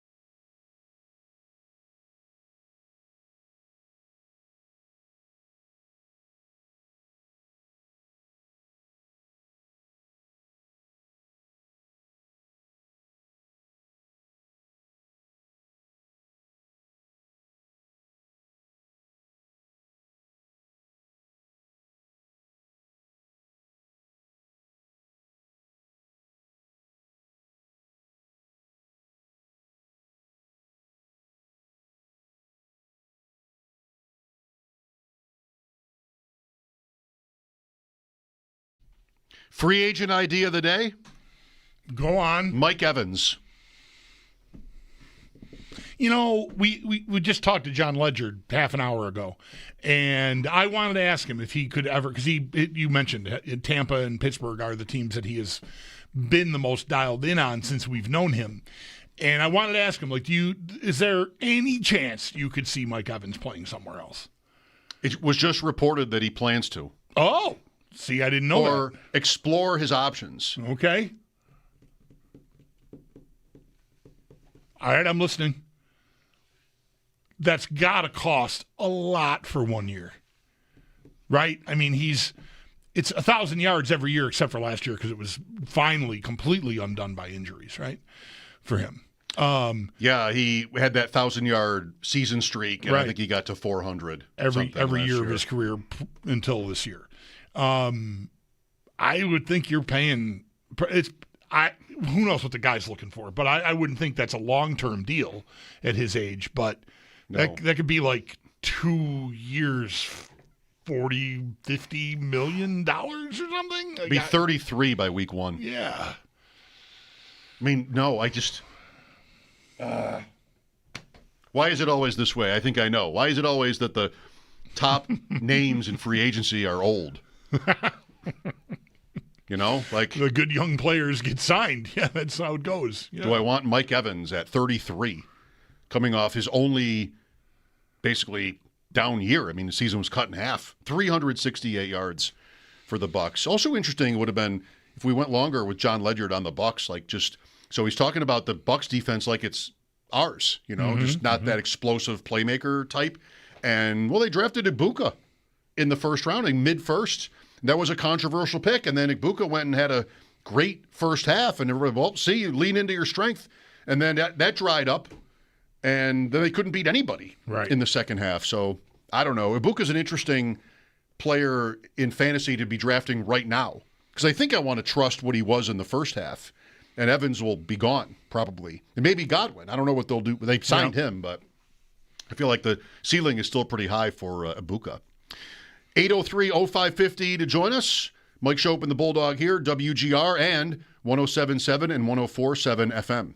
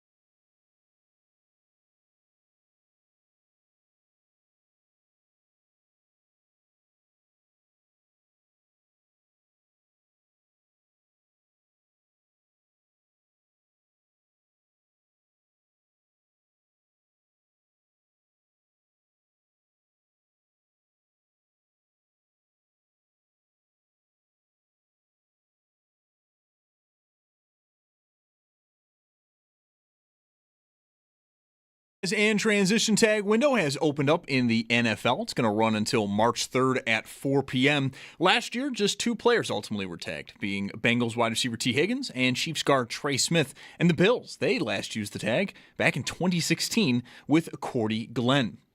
Over to the Olympics, Team Sweden and Rasmus Dahlin currently up on Latvia 3-1 in the third. The winner is going to take on the United States tomorrow just after 3 in the quarterfinals. Your other quarterfinal matchups tomorrow sees Slovakia versus Germany at 6:10, Canada going up against Czechia at 10:40, then at 12:10, Finland, they take on Switzerland. Your current medal count does see Norway still in front. They have 30 total medals. Italy in second with 24, and the United States in third with 21. Norway also has the lone lead in gold medals achieved this Olympics with 14. Then in college hoops, UB men, they play host to Northern Illinois. That game will get going just after 6:30 and can be heard over on our sister station, the Bet 1520. That's your Paddock Chevrolet Sports Update. Paddock Chevrolet with you for the extra mile since 1935. I'm Zach Jones for WGR Sports Radio 550, now on 107.7 and 104.7 FM.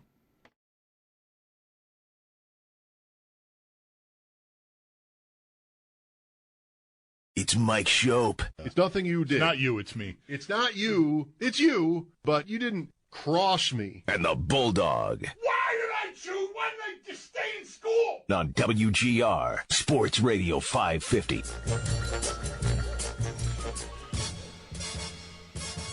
Mike Evans, Jalen Waddle, A.J. Brown, Denzel Boston, Brian Thomas Jr. Brian Thomas Jr., Omar Cooper Jr. You had all the juniors in fantasy, and look how that went. Yeah. Now you want to add juniors? Isn't it Omar Cooper Jr.? It is Omar Cooper Jr., For your Indiana Hoosiers? Yes. So what's the plan? What's the goal? Come on, everybody. What is the plan or what is the goal here for the Bills? It doesn't have to be, and it isn't, that wide receiver is the only thing that matters. But it's one thing that matters, and it matters a lot. Yeah. And how far do we want to push this? Well, I think if they do not make a significant add in the spring before the draft, I recognize that the draft is actually still in the spring also, but so free agency trade time. April 23rd, by the way. You'll want to remember. Thank you. This is the first day of the draft. Yes. Is that early? A little bit, I think. Maybe it's usually 25th, 26th, 27th, whatever. Yeah. If they do not make a Brian Thomas Jr. or Jalen Waddle trade or sign Mike Evans in free agency,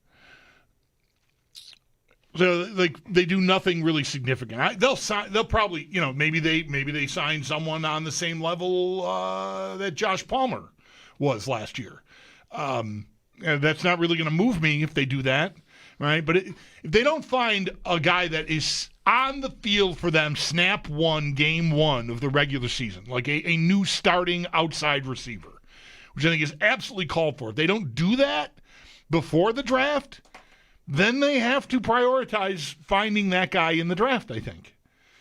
They need at least one. Like I said earlier, if they were to swing a trade for Brian Thomas Jr., say, which is my favorite idea because of the fit more from a cost standpoint. I like that he's not going to cost a lot of money for the first 2 years that you'd have him.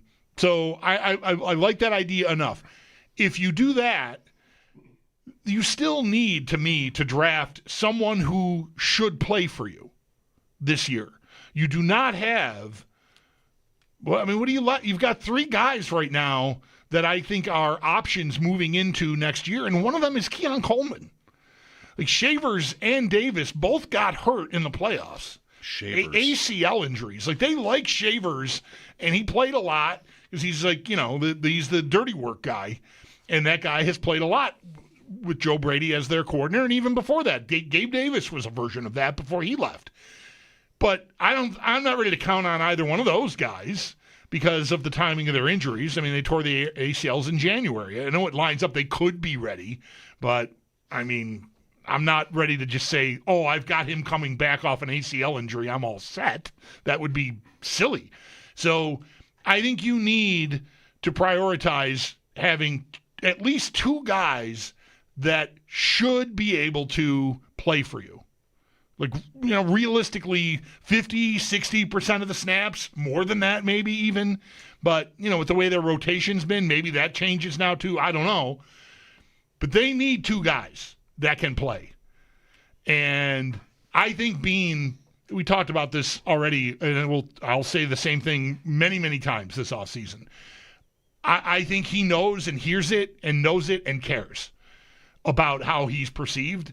So I think he will really go hard at doing something even before the draft. I predict anyway. That's what I think will happen. And this is one of these things where I don't like this trait in him as a GM, but it may end up helping you. It's one of the reasons why I said yesterday when I don't like the direction of the franchise right now because I'm not sure I buy all the reasoning. Like, I think they've tried to sell us something that I don't think holds up. Like how they got to McDermott's got to go and all the stuff. I don't buy the playoff wall. I mean, the playoff wall is real enough, but I think they decided earlier in the season we're going to make a change. If we bump our heads again, like you were saying, even last year at this time, if we bump our heads on the same ceiling again, we're going to make a change. And I have a feeling Bean sort of primed Pegula for that with the jabs McDermott was taking at him about the roster. And I just think the die was cast way before Pegula saw Josh Allen crying. In fact, I might feel more strongly that I ever have that Allen crying was because he knew that everything was going to hit the fan because they lost to Makes Denver. sense to me. So, I don't like the process, but warts and all, it could get you the best receiver they've had on the team since Diggs left, which could help them. So, even though I'm hung up on the machinations, maybe, to put it one way, I think you could still get a result that is desirable because of it. And so I think a big move one way or another is coming at receiver. The least likely thing, I think, is that they sit there at 26, don't do anything significant in free agency at the position, sit there at 26 and take the best pass catcher that's on the board. I think they'll be more active than that. Okay. And I think obviously it's called for. If they make this big move in free agency or a trade, then the urgency on draft weekend gets lowered, but it doesn't become non-existent. Then I think you're at, give me what's the best? What's it look like in the 4th and 5th round where I found value, a few times? Gabe Davis, Khalil Shakir. Can I find my way to a guy like that can play for me right away too? Because they're going to need bodies. I mean, what do we know about Palmer through 1 year here? He couldn't stay on the field health-wise, so I need insurance there. Am I ready to trust Keon Coleman? So they're going to need to do a lot of work there. And more than any other year, I think it's right to be talking about it a lot. Not, though, at the expense of ignoring. I think they're going to need a starting safety. I think they need at least one edge rusher added here. I mean, Epinesa is a free agent. Bosa is a free agent. I don't know if either of them are coming back, so you might need more than one of those. But you'll get Hoyt back, and that'll help. What are we hearing so far about the draft? Lots of edge rushers. Yep. Lots of players at the Bills' most important positions of need, right? I've even seen safety mentioned as a rich position. So, and I think in some order, those three positions are, to me, the most glaring needs on the team. Receiver, edge, and safety. Because I think you need starters at all three spots. I mean, I think we talked about this yesterday, and I'm sure we'll do it many times. I reserve the right to change my mind here. I mean, I want to see them get an elite wide receiver just like everyone else does, especially because it's fun to talk about. Although once they do it, we can't say they should do it again. I mean, milking as much out of it as I can. It's professionally useful as well as, what I think they probably should do. But I'm not yet of the mind that they should spend their one on any of them. Maybe Thomas is the one where if he's available, you could figure something like that out. But I'm not sure he is so good that I want to do that. because I might be able to find a younger version of him just by keeping the pick. And someone like A.J. Brown or even Waddle, I don't know. I don't have the nerve right now for this idea. Like, I think I still want to. What was last year? It was, they could make it. Mahomes isn't going to make it. They'll have to go on the road to do it, but Allen is good enough where they can do it. It's not a good roster for what they've had, but they're good enough to do it. And I think they were. I think it ended up the same, that they had a team, even with injuries and their flaws, was like this close to getting it done. And I think I want to remember that my problem this year was just not having enough good players. And if I start trading draft picks, I think I'm just going to make that tougher on myself in a couple of years, if not even next year. So, like always, you want to nail the picks. But I can find, in theory, of course, it can be said. I can find a top receiver, a top safety, and a top edge rusher, not like number one at the position in the league, but I can do that in the first 2 days of the draft. And then if I'm successful, not only does that give me, I'm live for next year. I'm live for next year already, but that would help a lot. And then I've got 3 players who are like 4 or 5 year plus, keystones. And cheap, too. Yeah, so relatively speaking. That's what I'd want to shoot for, rather than trading even a day 2 pick for somebody older. I don't know. But that's not hard and fast. Like the Bills are close enough to winning where you could say the opposite. Yeah, that's. I feel like, to an extent, what you just laid out is kind of what they've been doing, right? They use their picks, and they haven't missed on all of them. Far from it, but the hits are, ground rule doubles. There just are not. There aren't great players here, and so you might think to change it up. Do you have an appetite for, instead of worrying about hoping I can hit on 3 guys, let's just make sure I nail down this. Like, if it's an edge guy, then okay, I'm gonna use assets to go get Max Crosby. I'm gonna do that, and that is gonna be my number 1 weapon on my defense for the next 4 or 5 years. And so at best, right. He's 29. He'll be 29, I think, when the season comes around. So he's not. He's been around a long time, but he's not that old. Like, he's not Von Miller at this point, I don't think. But who knows when the cliff comes for a guy like he's a hard. It's hard miles, I think he's played for the most part, I would say. So you might be worried about his durability. But go get someone that is a difference maker, so that I don't have just Josh Allen and a bunch of B- C players, which is kind of what they have been everywhere except quarterback. The offensive line is an outlier in that. Like, their offensive line does not have. The tackles are getting paid, but they're not getting paid like the very top of the market. Dawkins was when he first got his contract. Careful if you don't accept Cook in that. Okay, right. Yes, thank you. I could easily forget about a running back. What's my apologies. Let the heavens fall. Right. But the line, the line as a unit has been great, but it's not like they have just a guy that's at the top of the market anywhere. And it might be time for them to find their way to that. Like, at least some version of that somewhere else on the roster, a difference-making player. And, as much as I want that to be a receiver, the need at defensive end is just as big. And you could argue that has hurt them more than how they've handled receiver. Von Miller had more sacks for Washington last year than he ever had for the Bills in 3 seasons in the end. 9? Yep. He had 8 the first year here, but he had 9 for Washington.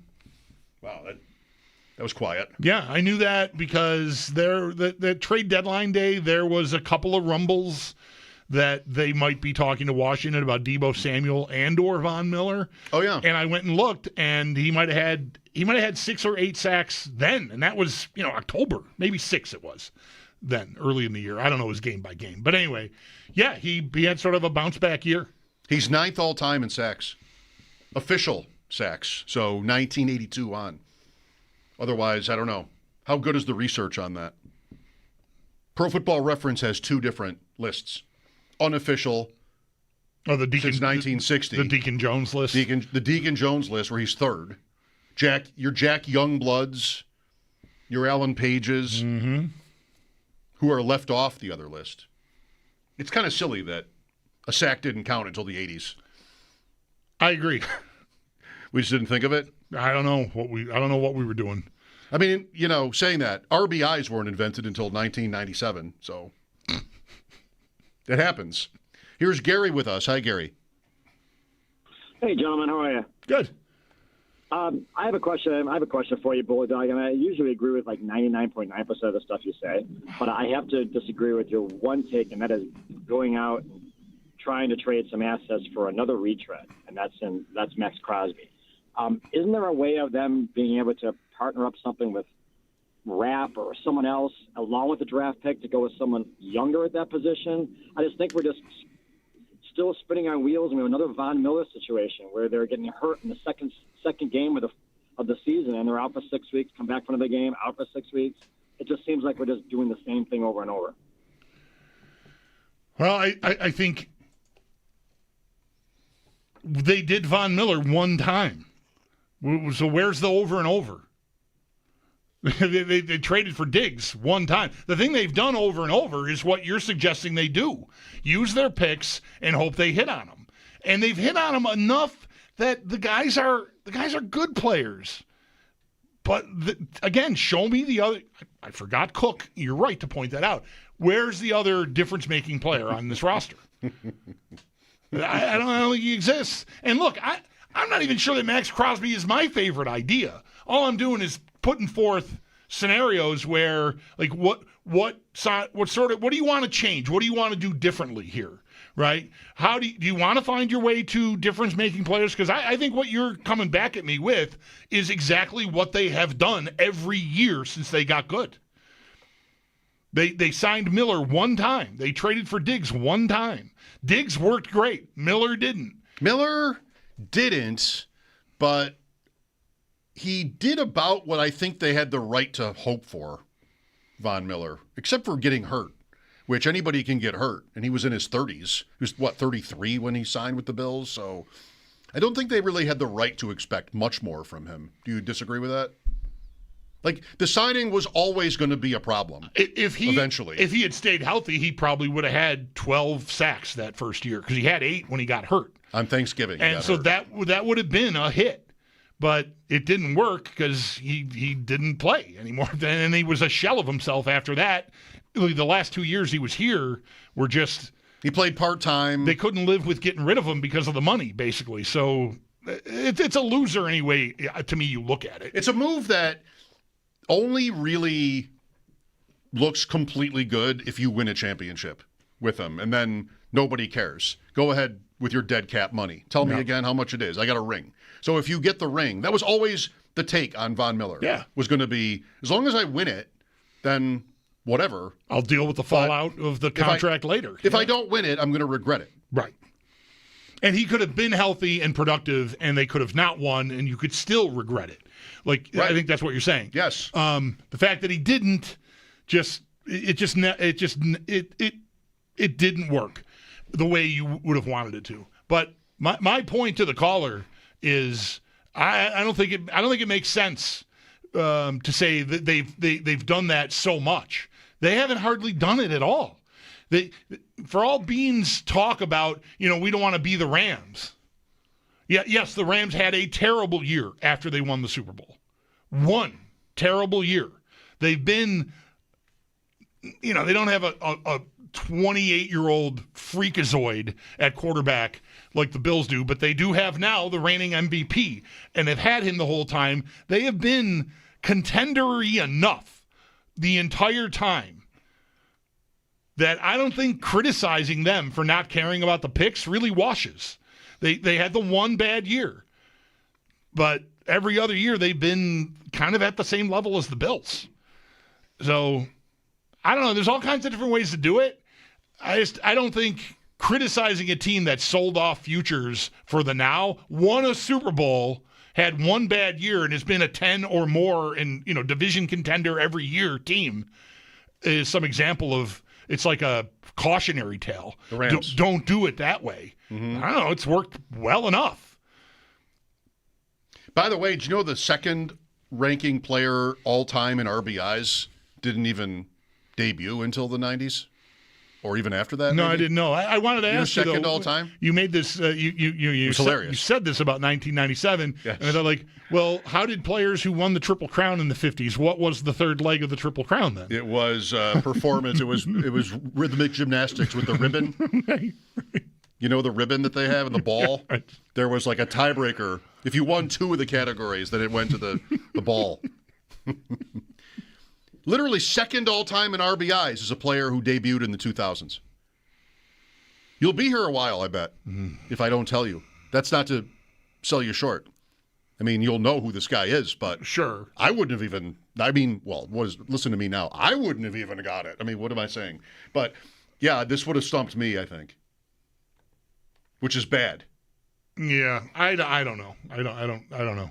You're not in baseball mode yet? I mean, pitchers and catchers? I'm not at all. I'm not in early 2000s, run producers mode. Yeah, I just don't.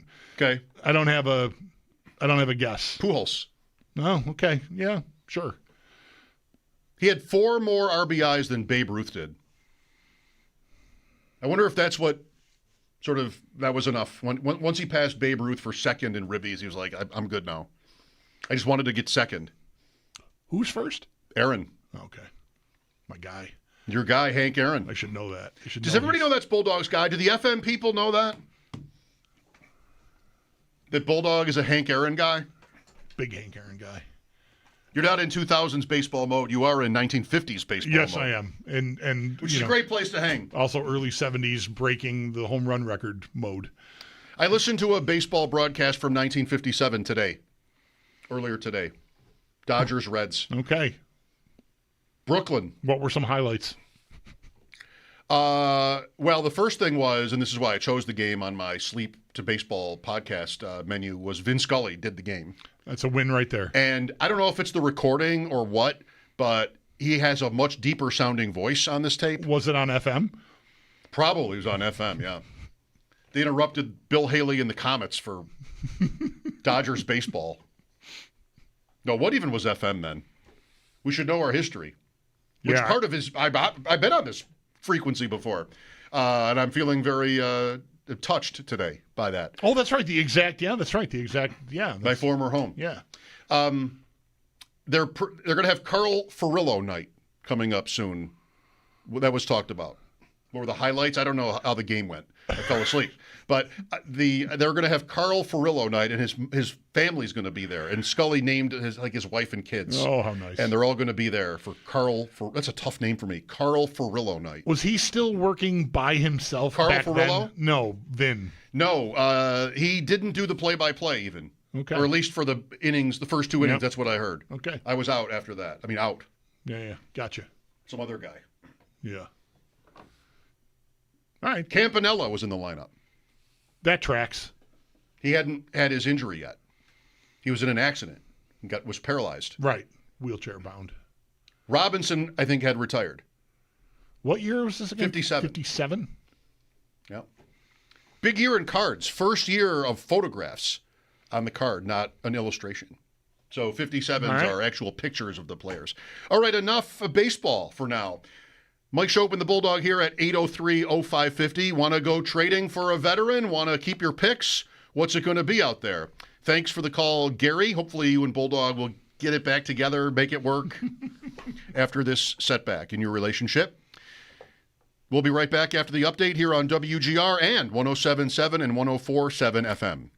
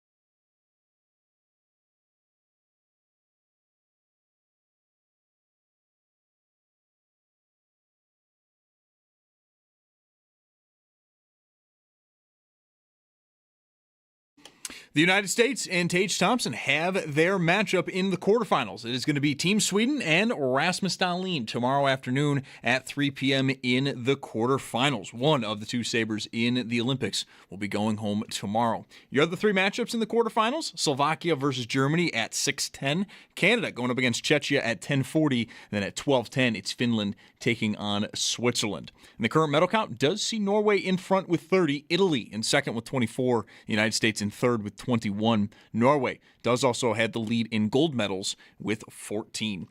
And then in NFL news today, the franchise and transition tag has opened up. It's going to run until March 3rd at 4 p.m. And looking to last year, just two players ultimately were tagged. Bengals wide receiver T. Higgins and Chiefs guard Trey Smith. While for the Bills, the last time they used the tag was all the way back in 2016 with Cordy Glenn. That's Paddock Chevrolet Sports Headlines. Paddock Chevrolet with you for the extra mile since 1935. I'm Zach Jones for WGR Sports Radio 550, now on 107.7 and 104.7 FM.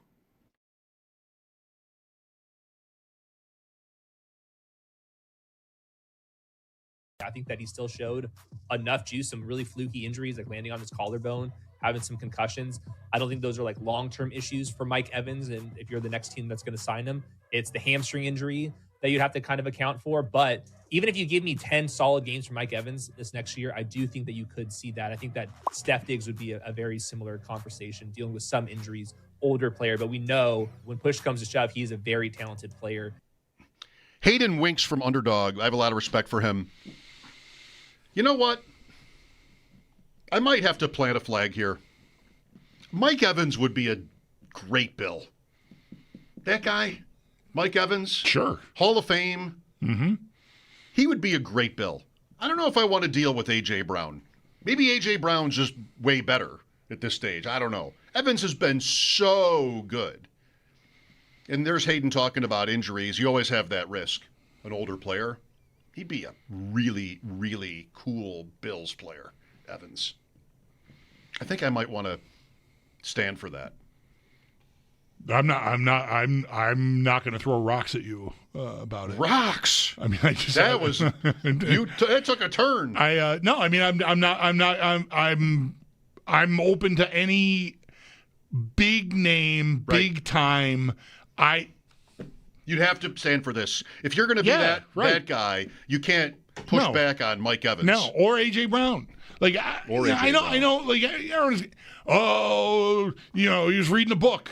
Whatever. Like, there's stuff.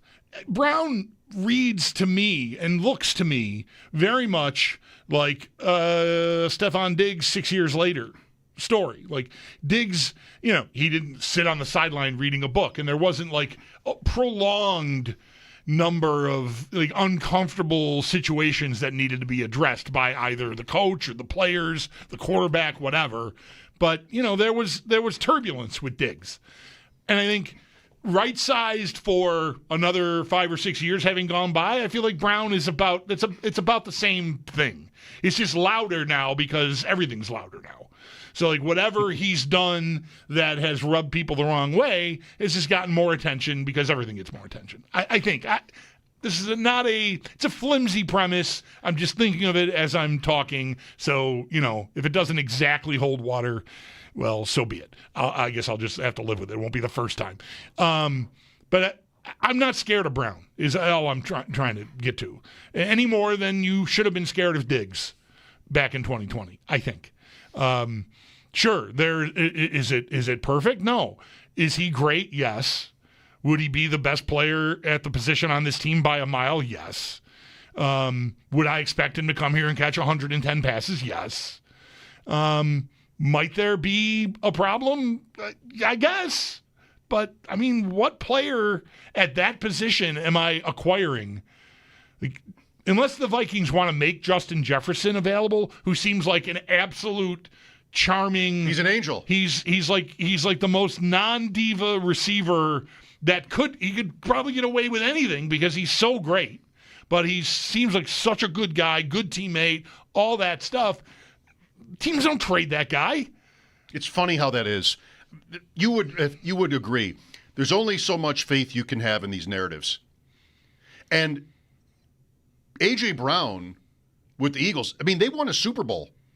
And he was still pissed all the time, which is so strange. Yeah. And the thing I resent about him the most of anything is that, like, 2/3 of the way through this season, on a podcast, he said, you should not want me in fantasy football. And then he was great the rest of the season. He was wrong about that. I mean, I never took him out. Nobody takes A.J. Brown out. I think. But he was wrong. He predicted, his frustration had so boiled over, it seemed, that he predicted like he was just going to suck. And he was great for those like 5 or 6 weeks. So I don't know I can't trust him ever. Yeah. Jefferson, though, for whatever his reputation needs to be, here's J.J. McCarthy, like week 1 or something, mouthing to Jefferson, don't give up on me. I mean, that's weird for McCarthy. Mm-hmm. But Jefferson didn't really hold back on his frustrations when suddenly he had a quarterback who couldn't get him the ball. Like he wasn't subtle. He might have been right. That's why we don't mind it, because he was probably right. Right. But whereas Brown was on a team that was winning all the time, and you're just like, shut up. Yeah. Can't you just enjoy this and be a teammate? Yeah. And he really had a tough time with that, I think, which I would expect to happen here. Unless whatever that was with the Eagles was like personal, which maybe it was. I mean, I think that was Diggs too. With Allen or coaches, I think that got really personal. So anyway, you can only trust that kind of stuff so far, right? I mean, has Romeo Doubs ever offended anybody? And he's just sitting there. I think that is someone we need to make sure we bring up to Chris Trapasso tomorrow. Okay. Because I haven't read, I don't know how much he's written about it. I just know I've seen him tweet that he thinks Doubs is like a perfect idea for the Bills. For like what they need, what it should cost. Like he's not so good that you're going to pay top of market to get him, but he could like really turn into something for you. Yeah, I like him. So I'm going to want to really pick Chris's brain on that. Because right now, like, as much as, you know, last segment, what was the caller's name? Gary. Gary, we disagreed, about, I don't think what he was suggesting is realistic, that the Bills have done a lot of it. You can get lost in A.J. Brown and Jalen Waddle and Mike Evans and Justin Jefferson, whatever. Big names that come with top of the market contracts. Now, hopefully, if you're in that market, the cost of acquiring that player is it mitigates what you got to pay to get him, like asset-wise. But I don't know. Like if I got to pay a 1 to Philadelphia to get A.J. Brown and then pay him the rest of his existing contract, and on the other line, I've got the Jaguars guy, and that also is going to cost me a 1, but I'm going to pay him the last 2 years of his rookie contract, and then, maybe if it goes really well in year 1 after his 3rd year, I redo it right away. But I've got 3 years of runway there if I really need it, including the 5th-year option.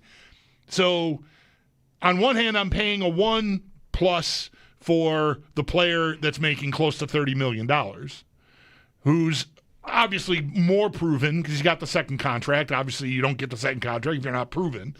Thomas doesn't have that yet. He's only had 2 years, and one of them was scary, probably. So there's risk there in getting the great player, but I'm also not spending. I have more to spend on defensive end and safety if I do that. And that might, there might be some appeal there. They're going to have to do some version of that somewhere on their roster, right? They can't go get Max Crosby and A.J. Brown and whoever the top safety on the market is. It's not, one of those is going to have to be a rookie. The other one's going to have to be like some version of like Bosa or Josh Palmer. And then you have the other one is the kingpin guy. Maybe you can do that. I don't even know they have the money to do all that even. I mean, it's just a lot that they need to try to get done. But that's why the cost salary-wise of Brian Thomas Jr. is why I keep circling back to that. Because it might be the most realistic for them to do and then do other stuff. Jalen Hawkins of New England might be the top safety name. I always like him because I know a young man named Jalen Hawkins who played baseball with my son. All right. So Put me down as a Jalen Hawkins fan. It's a good sports name. Oh, it's a great name. Period. Yes. Good football player, too, this guy. All right. Hi, Jalen, if you're out there. Always liked him. Here is Steve next. Hi, Steve. Hey, guys. I'm trying to have fun because I don't really think it could ever happen, but I'm leaning on the Jefferson thing hard, opening up a new stadium and giving us all a reason that, to think you're going to do something different and be exciting and show us that you actually want to win. I mean, if it takes 3 first-rounders, I don't think any of us are complaining. Be like, oh, no, they gave up 3 first-rounders. I haven't seen them pick anybody with their first-rounders anyway. Like, I'd rather have them not have the first-rounders. Like, give them 3 first-rounders, Ed Oliver, and then let them pick somebody else. I mean, I don't know if they would still trade him, but I really don't care. I want a guy that defenses have to plan against. If you've got Allen and Jefferson and Cook, I mean, they can't – that's just too much for anybody to stop. I mean, just give what you have to give to go get that if they'll let them go. I don't think I could trade 3 ones for anybody. But maybe Jefferson is as good a name as any for that idea. Outside of a quarterback that I don't need. Yep. Robert Woods has retired. Did you know he was not retired? I did. He played for Pittsburgh for a minute this year. When the Bills played Pittsburgh, was he there? I don't remember. I don't remember him. I got to find that out. I knew he had still been active because I think even into the season, because around the trade deadline, there were, cheeky sort of, Twitter met, oh, great, we're shooting for Jalen Waddle. We're just going to end up with Robert Woods. And, I trusted that the people that were saying that were not talking about a player who was retired. I think he might have only been on their practice squad. Okay. He didn't appear in a game for the Steelers, so I was wrong to word it that way. Played for Pittsburgh. But he thanked Pittsburgh among the teams he thanked in his goodbye announcement. But he didn't mention the Bills, and that's weird. No, Yeah. I'm just kidding. I imagine he mentioned the Bills, the team that drafted him. With love and gratitude, Robert Woods, quote, the most complete. Okay. Somebody dubbed him. Yeah, I don't know. Apparently, or he's dubbed himself. You're the one with the Pro Football Reference nickname. It's not going to be on it. Yeah. Pretty sure. No, only one nickname, and you can get it. I've heard it used many times when he's been talked about in fantasy circles. Bobby Woods? Bobby Trees. Bobby Trees. You were right there. Good luck to Robert Woods. Yeah. Very likable player. That's good. Likable Bill. Good player in the league for a good long time. Even if he didn't play for Pittsburgh, I wish him well. Yeah, I won't hold that against him. I think I will. I like that he didn't play. It might have been a strike against had he gotten into a game for Pittsburgh. No. All right, so there's that news. Thanks for the call, Steve. Mike Schopp and the Bulldog back after this break here on WGR and 107.7 and 104.7 FM.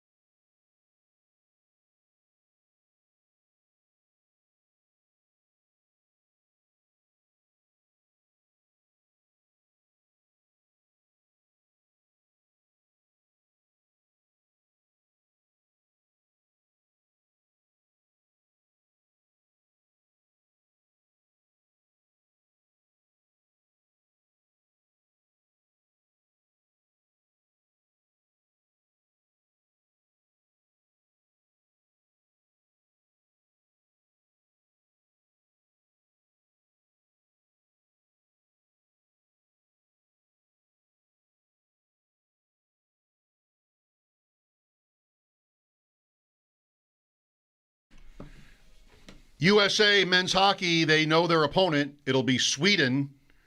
Tough draw in the quarters. If only it could be possible in sports for teams based on seedings to select their opponents.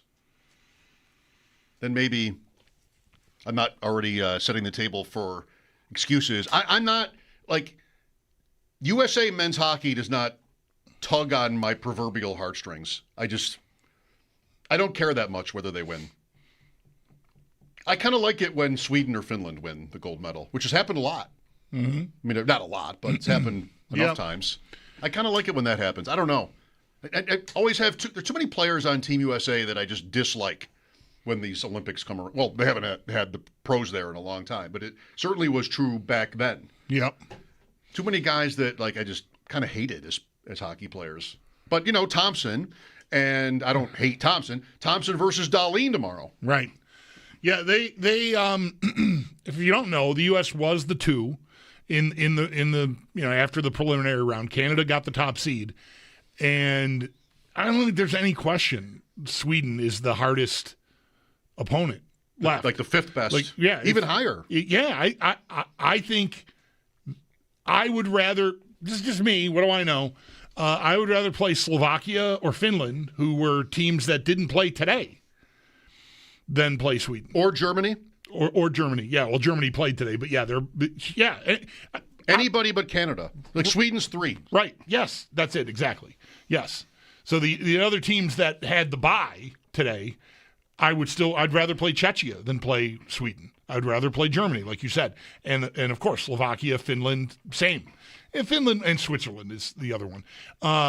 Finland might be closer, but they're not at full strength without Barkov. It's a big, big loss. I mean, imagine Canada without McDavid. I know Barkov is not McDavid, and they've got more depth, but still, it makes it all the more a big deal that they don't have that kingpin guy. Also Luukkonen. Up top. Also Luukkonen, sure. I shouldn't chuckle. The way he was playing going in, I think he would have got a game in the preliminaries, and if it went well, who knows? He could have been their guy moving through. Saros is not, to me, he's got the experience, but I think the door was cracked open, is all I would say about Luukkonen, and he didn't get the opportunity. But U.S. definitely has the toughest game tomorrow, to me. I don't think there's any question about it. 3:10. Right during our show again. That's unfortunate. At least the gold medal game will be on the weekend. I'm not sure what day, if it's Saturday or Sunday, but the gold medal game will be on the weekend. Curling also. I think they're both on Sunday. Okay. They max out the curling. It's 2.5 weeks. Curling started on the Wednesday before the opening ceremonies and will end on the final day. Oh, I mean, I'm just going to say it's too much. It's too much curling. You might actually mean this in a certain way where, I get here. No, it's not that. It's just that it's just no, that doesn't bother me in the least. Okay. It's just that it's always there. If I get home, this happened last night. I flip on coverage and it's like curling from earlier in the day. No, I don't know. I don't want to do this. I'm not getting up for the 3 a.m. round, but I'm watching it at 8 and then 1. See, now if I can. What we got on here right now, if I get home tonight and turn the TV on and I see the people skiing with the guns on their back, I'm going to sit with that for a while. You're locked in on that. It looks like a living, breathing postcard. Like the mountains and everything. It's beautiful. With guns. It's like being on vacation with guns. Sure. I don't usually vacation with guns, but maybe some people are into that. It's so funny. As a kid, I would turn on the Olympics, and if there were people skiing with guns, I'd be like, oh my God. This is so dumb. I'd rather watch Bugs Bunny cartoons than watch this. What am I doing? Now I go looking for the people skiing with the guns. Well, it's come to you here. Yeah, that's right. It's on right now. Yep. I love it. I really like the close-ups of the targets, everything about it just works for me. USA, Sweden, tomorrow, 3:10. The women play for gold Thursday against Canada. I think that game is at 1:10 on Thursday. Gold medal game. Mike Schopp and the Bulldog here. We'll be right back. Lines are open for your calls at 803-0550. This is WGR and 107.7 and 104.7 FM.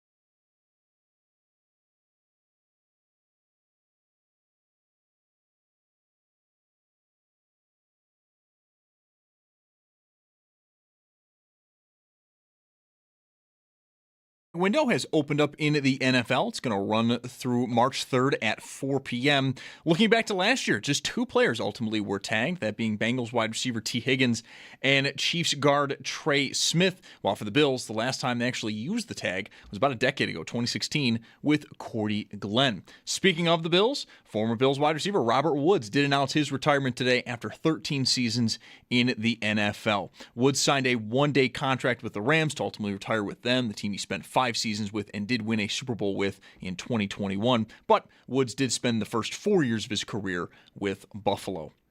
Over to the Olympics, Team USA, they have their opponent in the quarterfinals, and it is going to be Sweden and Rasmus Dahlin. So one of Tage Thompson or Dahlin will be out tomorrow. That game is at 3 p.m. And your other 3 quarterfinal matchups, also all tomorrow. Slovakia versus Germany, bright and early at 6:10 a.m. Canada going up against Czechia at 10:40. Then at 12:10, Finland will take on Switzerland. And in college basketball, UB men, they play host to Northern Illinois just after 6:30. That game can be heard over on our sister station, the Bet 1520. That's your Paddock Chevrolet Sports Update. Paddock Chevrolet with you for the extra mile since 1935. I'm Zach Jones for WGR Sports Radio 550, now on 107.7 and 104.7 FM.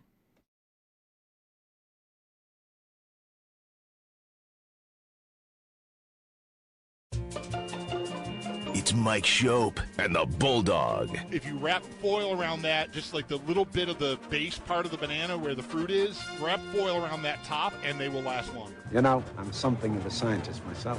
Who needs your bananas to last longer, though? Look, I don't want to go to the store every other day for bananas. They're 8 cents each. What the hell are you talking about? What is going on? You're going to wrap them in foil? They're better when they're just a little green. Yeah. It's Mike Schopp and the Bulldog. Too much work. Not that much trouble, really. Too much work. Says the guy that's got a spreadsheet with 3,000 fantasy teams. On WGR Sports Radio 550. The foil is more expensive than the banana. Want to play a Robert Woods game? Or do you deserve a moment for a rebuttal? I'm over your critique of the banana. Are you? Yeah. I don't want to say it doesn't matter to me how much they cost, but what shape they're in when I go to use them is what I care about. And I don't, like I say in the thing, I want to go on Saturday or Sunday, buy my bananas for the week, and make a protein shake with 2 of them every day. And I just want them to be as green as possible. So do you go looking for a range? I will not buy bananas if they're too ripe already. Like what about that day though? If I walk into Dashes and the bananas are all yellow, I won't buy them. Wow. Very particular with your bananas. Well, because I you know. But what about that day? Like, this is me with avocados. Lest anyone think I'm not this way myself in some areas. But with avocados, pretty much every time I grocery shop, I want to buy 2. One that's ready, and one that'll be ready in like 4 days. A future prospect. So, yeah. You know how to test avocados. You just sort of press against the ends. And if there's give, it's pretty much ripe. If there's not, and you can also tell by the color, because if it's bright green, it's not ripe. But if it's brown, it might be perfect. So I thought maybe you would be this way with bananas because you want to have a smoothie that day. It turns out that I am almost never at the market before I will have a smoothie. So you're already... So I need the bananas in the house. Like for Monday morning, they got to be there. Because this is a 10:30 in the morning, 11 o'clock in the morning type of thing for me. And I'm not going to get up and go to the store to get the bananas. I mean, I could, but I don't. I should do this. I like to have them. What else is in it? Almond milk? Just milk, a powder, like a cortisol protein powder, and some peanut butter, and a little milk. Regular Nothing milk. Green? No, nothing green. What a missed opportunity that is. Other than the banana. Ah, well, right. I forgot. You could get a little green this way. If you're lacking in that area, a little bit of spinach or something. Yeah. You won't even taste it. Yeah, I hear you. Just a thought. I'll take it under. I could use This all started when I got really sick 3 summers ago now. It'll be 3 years this summer. And I missed a lot of time at work. And when I got home, I had to ease into basically my digestive system was torn apart by surgery. And so I had to ease into food. I couldn't. So it was smoothies for a few days when I first got home. My wife was in charge, like she was making them for me and getting stuff and showed me. And there was a variety. There was all kinds of fruits. There were berries and all kinds, different stuff. I like the peanut butter banana thing the most, so that's what I almost always do. But I could use to have some variety in my game there. I admit I'm a little too one-track minded when it comes to that kind of thing. Seems like maybe my favorite way to get green would be in a drink. Sure, that'll work. Let's play a Robert Woods game. Okay, I'm ready. I will name a player, and you will guess whether this player had more or fewer receiving yards for the Bills than Robert Woods. Okay. Do you want his number? Does that help you? Would that help you? His number of career receiving yards for the Bills? It would. Couldn't hurt. Or how long was he here? How many games? Seasons. 57 games. Okay. So almost 4 seasons. Okay. Did he play? So he was he was rookie contract and done. Yeah, he was on the team for 4 years. Okay. All right. 2,451 receiving yards for the Bills. Is that more or less than James Lofton? I'm going to say it's more than James Lofton. It's less. Lofton, 2,736 in also 4 seasons. Almost the same number of games. Gave me a close one to start there. That's pretty close. Lofton's actually 8 spots ahead of him in the Bills ranking, although it's only a few hundred yards. Yeah. So all right. It gets closer. Get ready. I got to tell you that I hurried to that Lofton would have less than Robert Woods because I would not have guessed that he played that close to the same number of games as Robert Woods. Okay. Yeah, it's actually more by 2. It feels to me like Lofton was here for the first Super Bowl and gone by the 3rd. That's interesting. I kind of agree with that. He was on the 89 team. Okay, see, that's the game in Cleveland. It's a whole year I'm missing. He played in that game. Okay. So he played in that season. Mm-hmm. And he was gone after Pasadena. That was his last year with the Bills. He did not play in the 93 Bills. Okay. He played for someone else, I think. He didn't retire. No, that's right. I don't think he finished his career here. Where did he go? Oh, I forget. And now I'm doing this, so I can't look. Okay. All right, 0 for 1. How about O.J.? Who had more receiving yards for the Bills, Robert Woods or O.J. Simpson? Robert Woods. Correct. By about 500. In about half as many games. O.J. is a receiver. There was something. It just wasn't. There was something. There's certainly plays. I don't want to say I can remember because I can't exactly lay one out, but I know he caught balls and ran a long way with them. But you just didn't throw to running backs that much then. They did have the same number of receiving touchdowns as Bills. 12. Woods and O.J. All right. Next up, let's go Khalil Shakir. 4 years.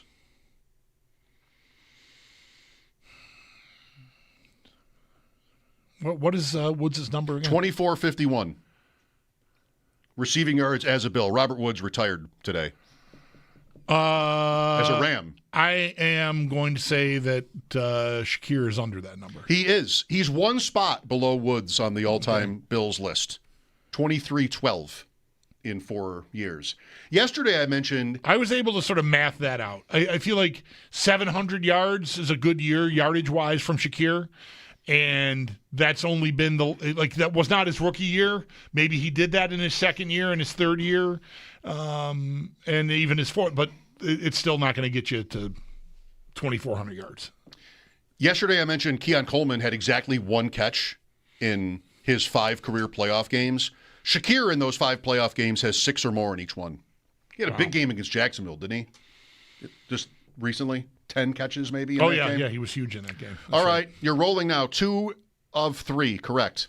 Let's go Dawson Knox next. Who had more receiving yards for the Bills? Dawson Knox, still on the Bills, and Robert Woods. I'm going to say Woods has more yards. Wrong. Knox. 2694 is Knox's total. 17th in Bills history, closing in on James Lofton. Look out, James. Is Knox on the team this year? I think he is on the team with a reworked contract. Okay. Yes. All right. I don't think they'll want to create a need there, and I think they're going to want to see if they can stabilize Kincaid, but I don't think they can divest themselves of Knox and just count on Kincaid. And Hawes isn't ready to be Knox. So I think Knox, redo the deal. 2 right, 2 wrong. Are you having fun? I've had more fun. Well, that's good. But I've definitely had less fun. Are you having any fun? I'm so fun. I'm having a reasonable. I think my fun expectations are being met. What you getting out of living? Okay. Robert Woods, 2 right, 2 wrong. Next up, Sammy Watkins. Who had more receiving yards for the Bills, Robert Woods or Sammy Watkins? They were teammates. Right? Were they even the same? No, not the same draft. No, Watkins is the next draft. Okay. From Woods, 14. What's Woods, a second-round pick? I think that's right. Yeah. USC. Yeah.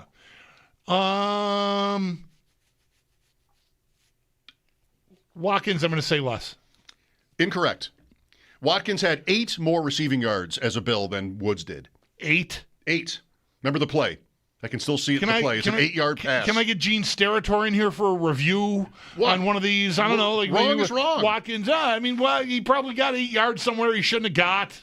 Really? I don't know. You feel cheated? I feel like I want to beef. Why don't you file one of those baseball protests that are always so important? I'm going to do that.